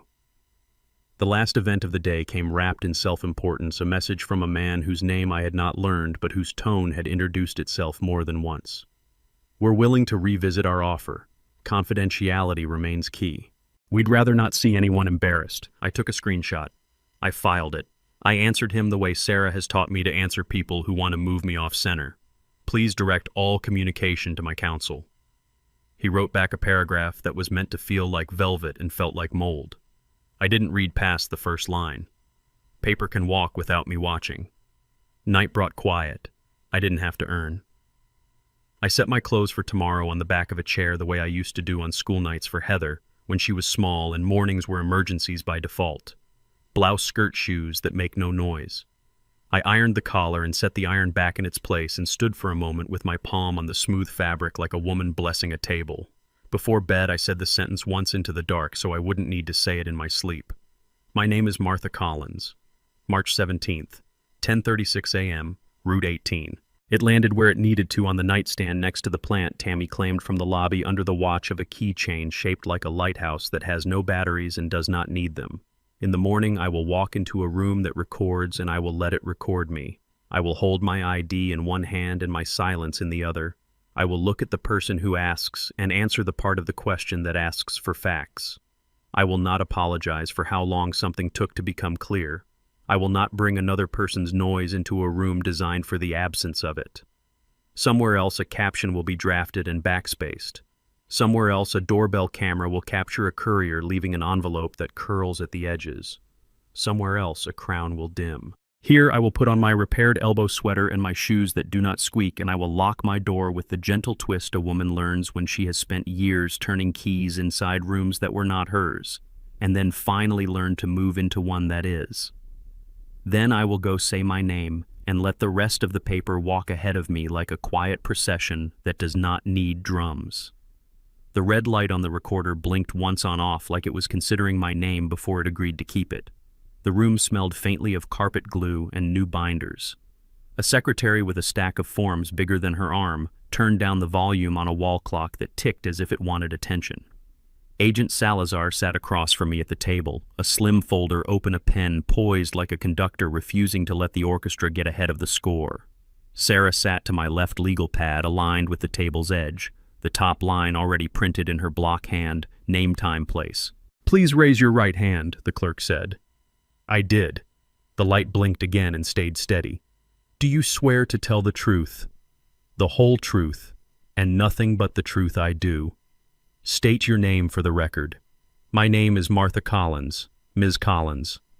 Agent Salazar said, voice as even as it had been on the phone, "Did you purchase a quick pick ticket at Fuel King on Route 18 on March 17th at approximately 10:36 a.m. and sign the back of the ticket immediately at the counter?" "Yes," I said, "I did." "And do you habitually sign tickets immediately upon purchase?" "Yes," I said. "I learned to do that from the cashier there years ago. It prevents confusion later." A quick look at the clerk, then to me. "Do you recall the writing instrument you used?" I reached into my purse and set a pen on the table, the cheap blue stick I buy in packs because I don't like depending on the last one. The cap had a tooth mark I refused to be ashamed of. "It would have been one like this," I said. "From my bag." They examined it like it had a degree in honesty. "Understood," the agent said, and the pen went back to being a pen. "The commission has received your metadata summary for the photograph you took of the front of the ticket on that day," they continued. "We have also reviewed the merchant's raw video. For the record, the vendor confirms chain of custody. Logs show no deletions. There was an unauthorized attempt to access the file 2 days after your submission. It was blocked by default." Sarah lifted her eyes to me and set them back down. She didn't need to say, "We expected this." The room had already heard it. "Do you have anything you wish to add?" Agent Salazar asked. I thought of all the years I'd learned to add words where they weren't wanted. "Only that I want this done correctly," I said, quietly. They nodded once, as if quiet were a language they spoke, and clicked the recorder off. The red light went dark with a small, satisfying snap. In the hallway, Sarah pressed the elevator button with the economy of a surgeon. "That's it," she said softly. "Simple is hard. You made it look easy." "It wasn't," I said. "I know." She smiled with the part of her mouth that doesn't give it away. Now we let them do their job. Outside, a city bus sighed at the curb, letting off passengers who all looked like they had remembered a chore at the last second. I boarded and took a seat near the front, The file box buckled beside me like a quiet child. We passed the Fuel King. Through the window, I saw Denise lean over the counter to talk to a man holding a lottery slip like a confessional. The chain on the pen swung once, twice, then still. Back home, I set the pen I'd carried for the interview in the green bowl with the lighthouse keychain. The two made a tiny metal sound that felt like proof you don't have to perform. A message lit my phone. Administrative note interview complete. Next step, internal verification. I breathed it like a weather report. Not sunshine, not thunder, a front passing on schedule. By lunch, the neighborhood had done what it does when it senses a story walking past without eye contact. A man at the deli held the door for me. "You're Ms. Collins," he said. Not quite a question. "Lori told me to say we're rooting for you." "Thank you," I said and meant it. He passed me a small bag with more napkins than one person needs. That's how people armor you when they have nothing else to give. On the way home, my phone trilled with a number I didn't know. "Ms. Collins," a man said, voice unctuous with concern he had rented by the quarter hour. "I represent Ms. Collins's daughter informally. We believe there's been a misunderstanding, possibly a gift situation. We'd like to share an affidavit that clarifies intent." "Send it to counsel," I said. I didn't say anything about intent. Intent is a three-legged chair. It can hold a teacup. It can't hold a person. He exhaled through his nose the way men exhale when a door they expected to open stands its ground. "We'd like to avoid unnecessary optics." "Then write the truth," I said and hung up. Sarah's number lit my screen before I made it to the corner. "They'll file a paper," she said, with language about affidavit of gift, which is bitten off a form where it doesn't fit. Don't be startled. We were expecting a creative document. "It won't match the timestamps," I said. "It won't match anything," she said. "That won't stop someone from trying." "Send me whatever he sends you. And breathe." I put the kettle on. The whistle took its time. A knock came at the door in the rhythm of someone who doesn't want to scare a person who scares too easily. 3 taps, a pause, 2 more. Mr. Keene stood in the hall with an envelope and a grin he had not earned and didn't apologize for. "Mailman gave me yours by mistake," he said. Said the numbers were flirting. The envelope bore the soft authority of a title company. I weighed it in my hand before I broke the seal. Inside, a letter that read like a surgeon's notes after a clean procedure. Notice of rescission escrow. Flowery wording and a paragraph of law boiled down to this: due to the hold on the source of funds, the seller's broker was reversing what had been set in motion. Staging would be collected. Keys would be returned. Occupancy, if license to occupy had been granted, would be reevaluated under the terms of failure to fund. "Trouble next door?" Mr. Keene asked, trying not to sound like a child with his ear to the wall. "Paper walking," I said. "Good," he said. "Paper has better shoes than me." At 2, the affidavit arrived via email like a bad photocopy of a story someone wished were true. A typed page titled "Affidavit of Gift" with my name misspelled once and corrected by hand. A signature line at the bottom that looked like mine, the way a mannequin looks like a person shape right, weight wrong. At the top, a sentence that declared I had gifted the ticket to Heather on the afternoon of the 17th before she claimed it. The sentence stepped on its tail the time they chose, placed the supposed gift after the time stamped on the photo of the ticket pinned under my Clover magnet and before the video of me signing at the counter. "Magic tricks work better when the audience can't see the wires," Sarah called as soon as she read it. "We'll respond with dates, times, and a gentle note that inventing a gift does not create one retroactively," she said. "We will not accuse them of forgery. The commission will see what it sees." "Later in time," I said. "Later in time," she echoed.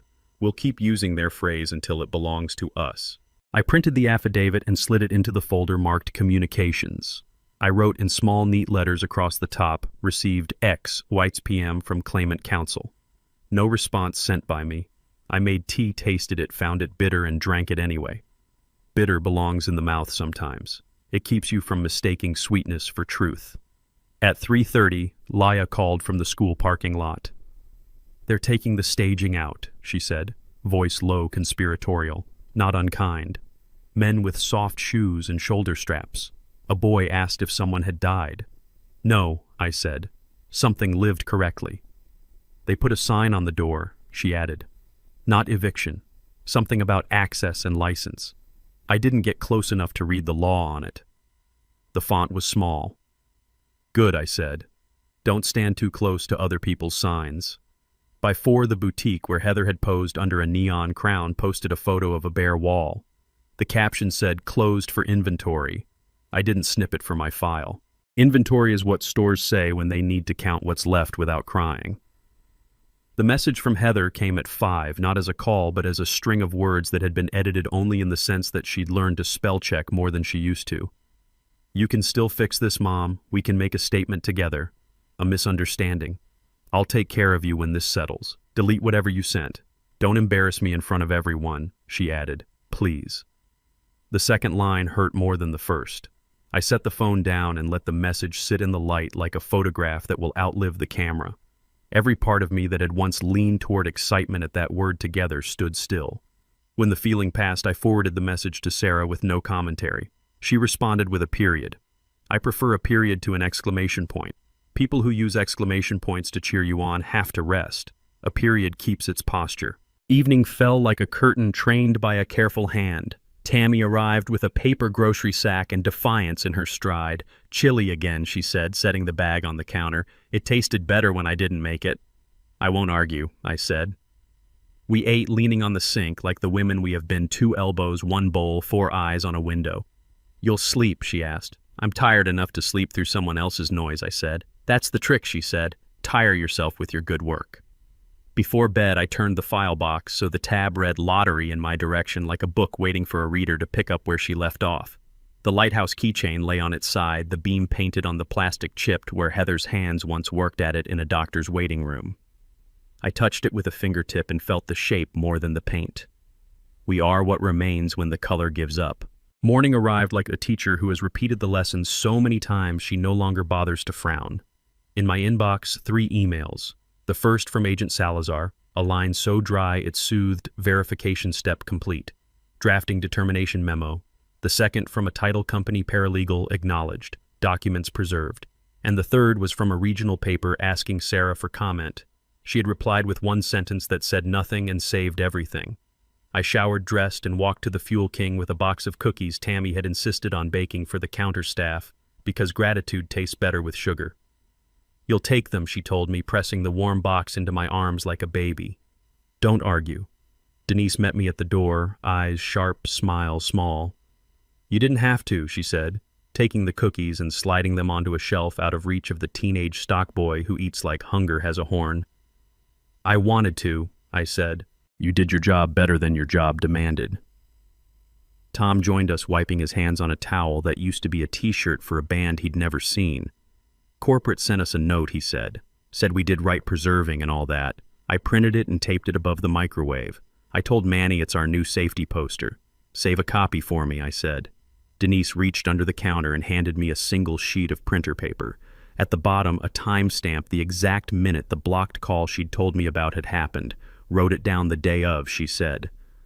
I like being a person who knows when a thing occurred. "Me too," I said. On the walk back, my phone buzzed with the stuttering urgency of a device trying to tell you something it knows you will learn one way or another. A text from Sarah Commission, scheduled determination announcement for Friday 10 a.m. Council will receive an advance copy under seal tomorrow. No public statements until release. We will attend. The line landed in my chest like a weight finding its proper shelf. I stopped at the river and watched a gull flex its wings against a wind that had no grudges. A boy in a yellow slicker stomped in a puddle as if it had insulted him. His father pretended to be annoyed and watched his feet instead of his phone. I sat on the bench long enough to think about what it means for a sentence to be prepared to live in public without me holding its hand. Back upstairs, I placed the kettle on and arranged the day's small tasks in a line, changed the sheet water, the plant sharpened 2 pencils, put a load of towels in the machine and forget them long enough to forgive myself when I find them later. The buzzer sounded once 3 short beeps from the intercom downstairs, a courier. I pressed to let him in and opened the door to find a man with a padded envelope and a necktie that had given up. "For Ms. Collins," he said. The envelope from the commission held nothing more dramatic than a single page that began with "Draft Confidential" and ended with a block of text I read with both hands on the paper. It referenced Case 2431-1782. It recited dates and times as if they were a prayer meant to bring decent weather. March 17th, 10:36, Fuel King, Route 18, signed at the counter. It noted the still, the video, the vendor's certification, the metadata from my photo, and the declarations from Denise and Tom. It did not name the second inscription, but it did use the phrase I had learned to love later. It said the commission intended to correct the claimant of record to the person who had signed the ticket. It said a press statement would be issued at 10 on Friday. It said the dispersing entity would be notified to reissue payment to the proper claimant. I stood so still the kettle boiled dry and scolded me with a smell I understood. I turned off the stove and poured water anyway, adding heat to the cold cup because heat always moves toward cold if you let it. The phone rang. Sarah. You got it. I did, I said. You did the work, she said, and none of it sounded like credit, and all of it sounded like recognition. We don't celebrate until the ink is dry, and even then we whisper. But this is as clear as they write it before they write it. How much noise will there be, I asked. Enough to make you glad you practiced silence, she said. We'll keep it boring. Boring wins, I said. It does. She cleared her throat. One more thing. Counsel for the claimant sent me another offer, hush money with a prettier bow. I declined twice politely. If he calls, you don't answer. I won't, I said. I want paper to walk, not be rolled around someone else's finger. After she hung up, the apartment recognized me again. I hung the draft on the inside of the pantry door with a clip so I wouldn't walk past it as if it owed me something. I wrote the time on my kitchen calendar.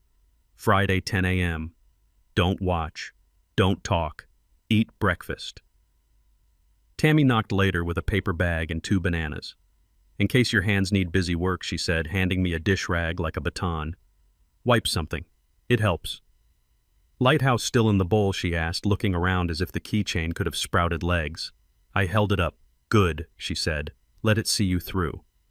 That evening the building exhaled like a satisfied guest at a dinner that had gone on long enough to be worth it. Mr. Keene slid a note under my door that said simply, "Saw you in the hall earlier. You looked like a person who knows where she's going. Keep that up." I tucked it into the folder, not because it belonged there, but because some kindnesses deserve paper. Before bed, I practiced the sentence I would not have to say anymore after Friday. My name is Martha Collins, March 17th, 10:36 a.m., Route 18. The words tasted like clean metal, the kind your tongue trusts even in the dark. I slept. Morning brought thunder rolling itself into the distance like a wheel that enjoys the ride more than the arrival. I made oatmeal. I set out the blouse I would not need to wear for any official business, but would wear anyway, because I wanted to treat the day like it had asked to be taken seriously. At 9, my phone buzzed with a number I didn't recognize and would not learn. We can still fix this together, Mom. Let me make this right. I put the phone face down on the table and listened to the kettle, because the kettle speaks my language. The last thing before the day closed itself was another knock, 3 taps, the rhythm of someone who had learned I don't like surprises. Denise stood there with a small box and a grin that deserved a ribbon. From the team, she said.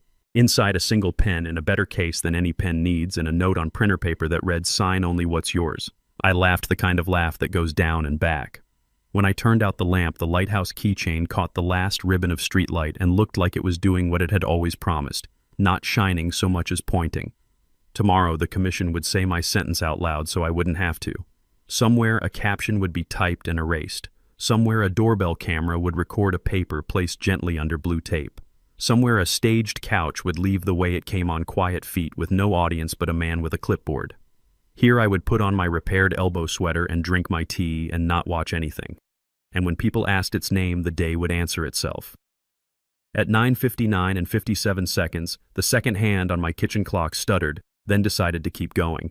I had promised Sarah I wouldn't watch the commission site or turn on the television, so I didn't. I buttered toast with the concentration of someone applying a bandage. The kettle had already sung and quieted. The tea sat patient in its cup. I set my phone face down on the table like a small animal told to stay. The room smelled like clean heat and the tin of the old radiator.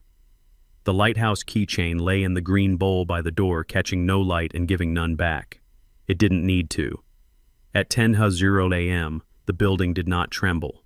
The river outside did not change color. A bus sighed on the street like it was tired of being timely.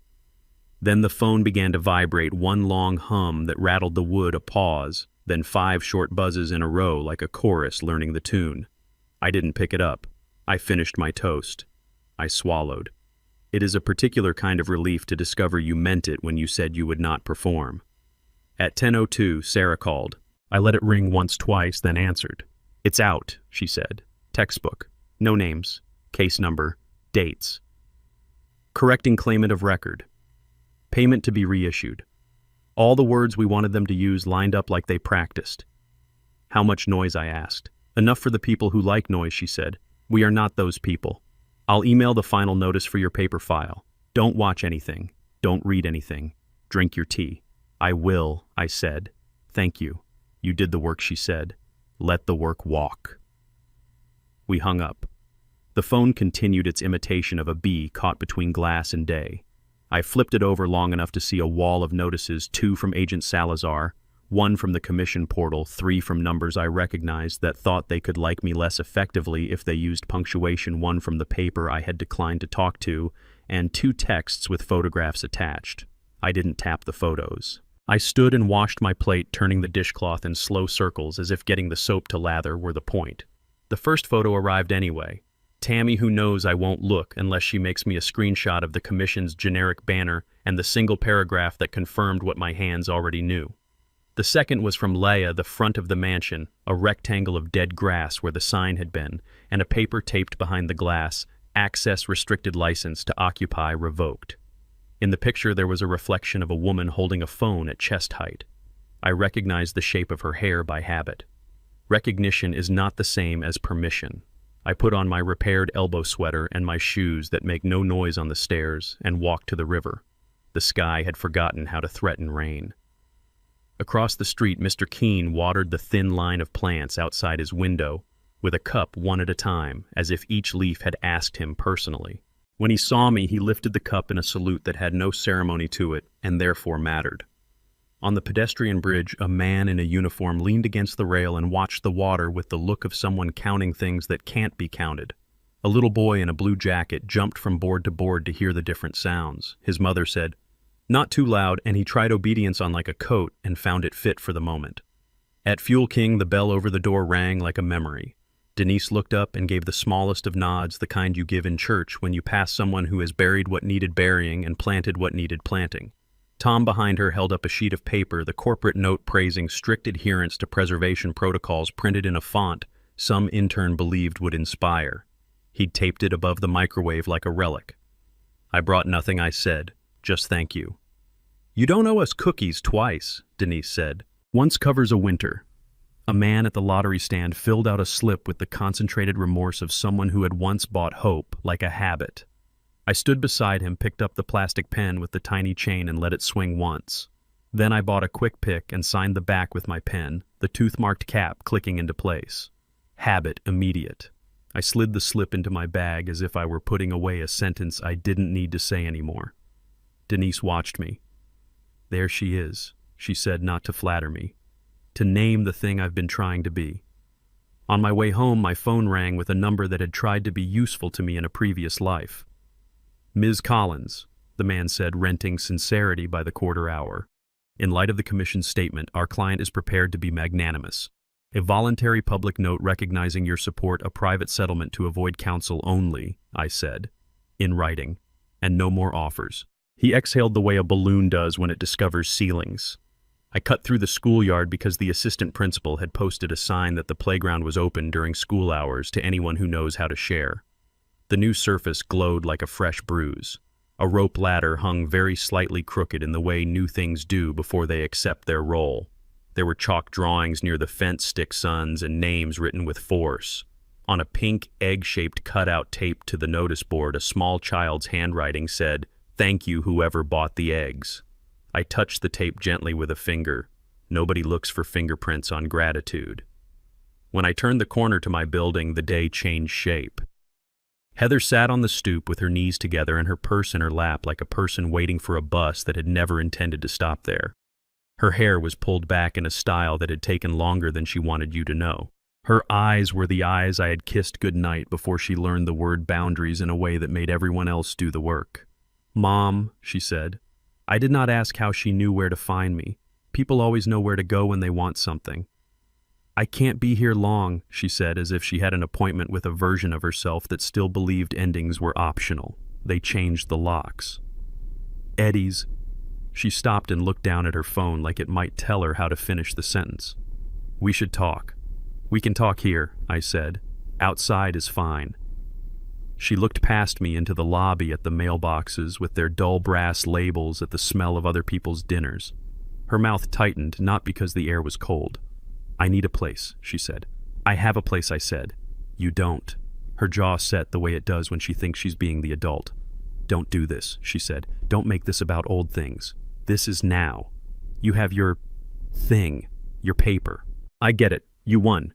Can you help me get back on my feet?" "I won," I repeated, as if I didn't understand the word. She gestured a short, choppy cut through the air. "They said your name. Or didn't. You know what I mean. It's over. You got what you wanted." "No," I said. "I got what was mine." She stared at me like I had said it in a language she refused to learn. "Okay," she said slowly. "Fine. Technicalities. Whatever. Will you help me or not?" "I'll help the boys," I said. "You already know that. I'll set up a trust for their school and their health. They won't have to ask you for permission. They won't need to worry about your moods. You are not entitled to my money." Her cheeks flushed in a way that would have been pretty on another occasion.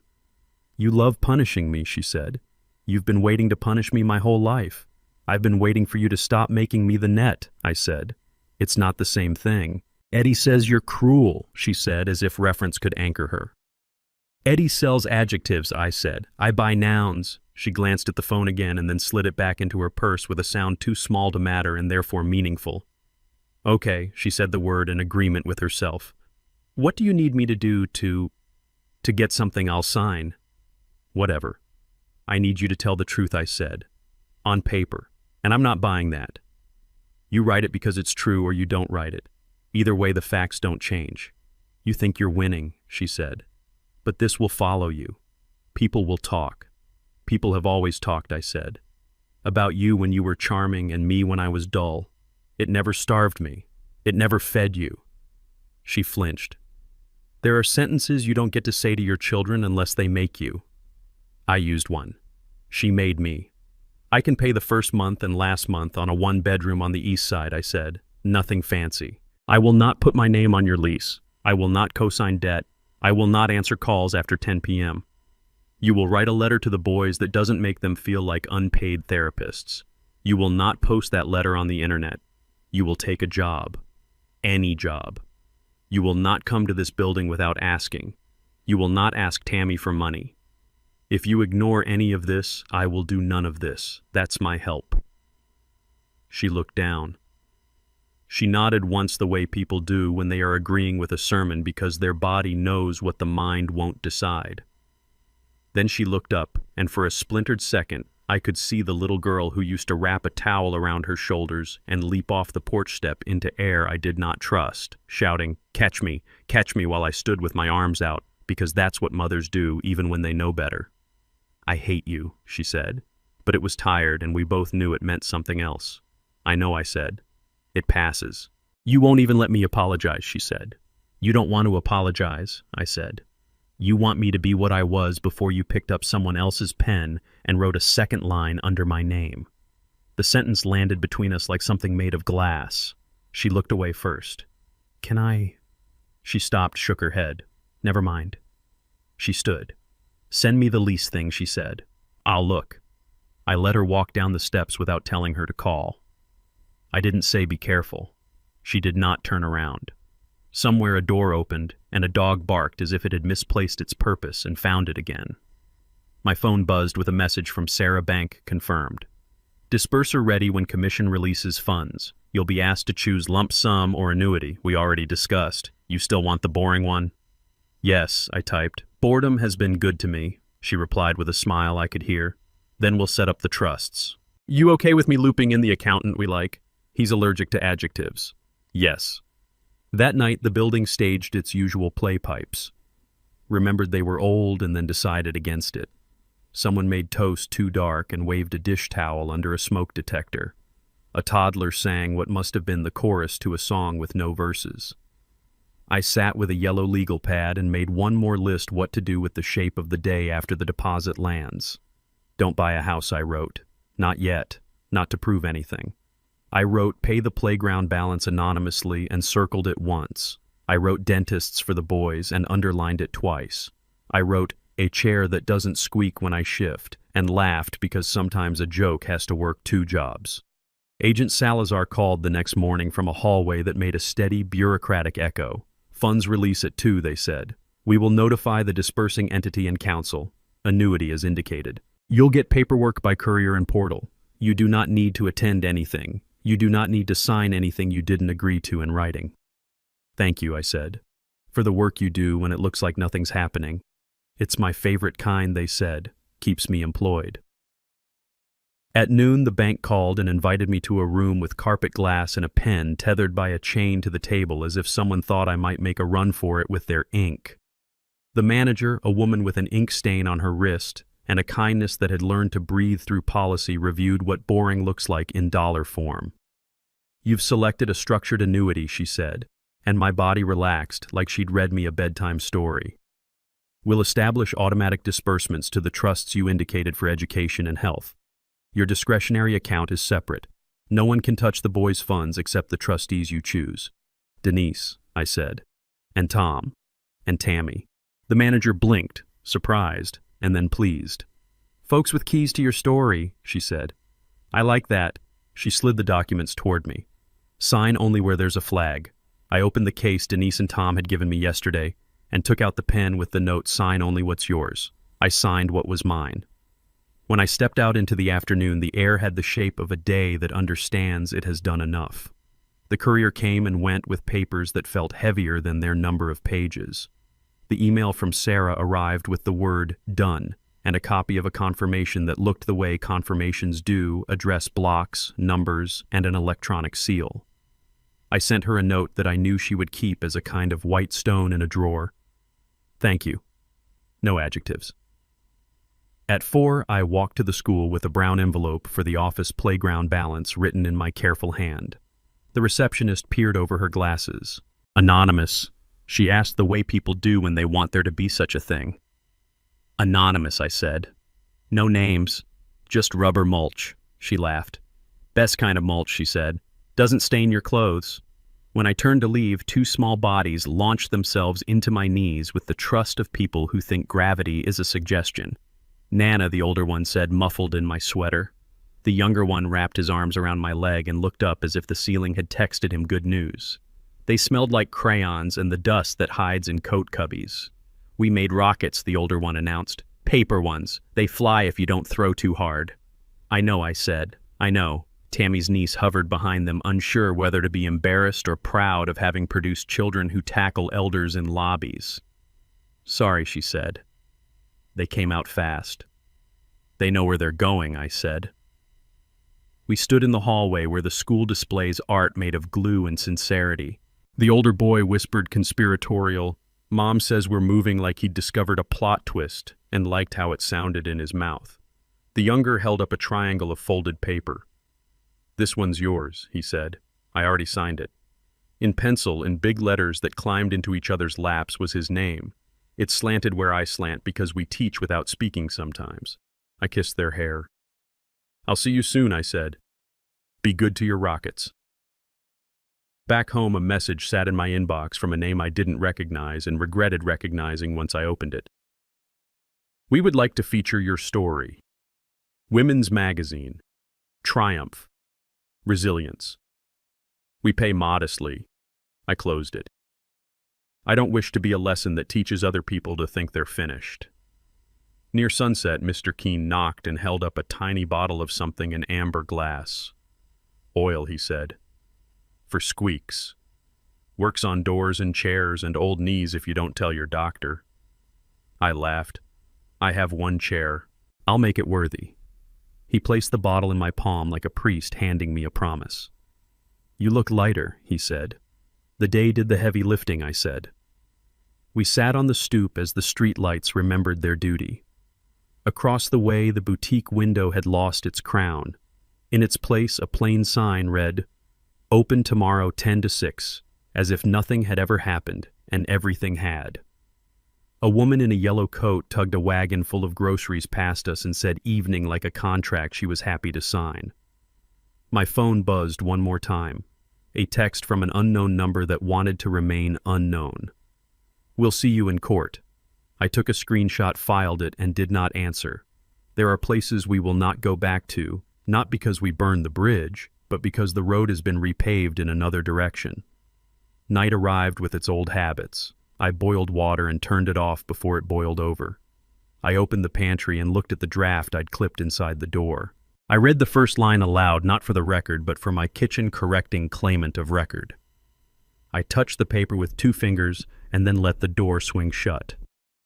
Before bed, I took the paper rocket from my purse and placed it on the bookshelf beside the lighthouse keychain. The rocket leaned as if deciding which way to fall if I weren't there. I left it to make up its mind. I brushed my teeth. I checked my window.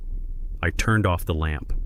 In the dark, I said the sentence that began all of this, not to remind anyone, but to honor it. My name is Martha Collins. March 17th, 10:36 a.m., Route 18. Then I added a new one. A sentence I will not have to repeat to strangers in rooms that smell like binders, but that I will repeat to myself on days when I want to be sure I did not imagine any of it. I signed what was mine. Somewhere else, a caption was typed and erased and typed again until someone decided silence would get more likes. Somewhere else, a moving truck idled with its brake lights glowing like a tired choir. Somewhere else, blue painter's tape lost its glue and slid onto a welcome mat that had not meant any of this personally. Here I turned the chair slightly so it would not squeak when I sat in it in the morning. I set the pen in its case. I put the plant Tammy rescued in the window so it could see the river. I slept without waiting for the phone, and the day that had not needed me to watch it ended by doing what it had promised. It told the truth out loud, and then it let the paper walk. Thank you for joining me on this journey. If you like this story, please like this video, subscribe to the channel, and share your impressions of this story in the comments. To listen to the next story, click on the playlist now showing on screen.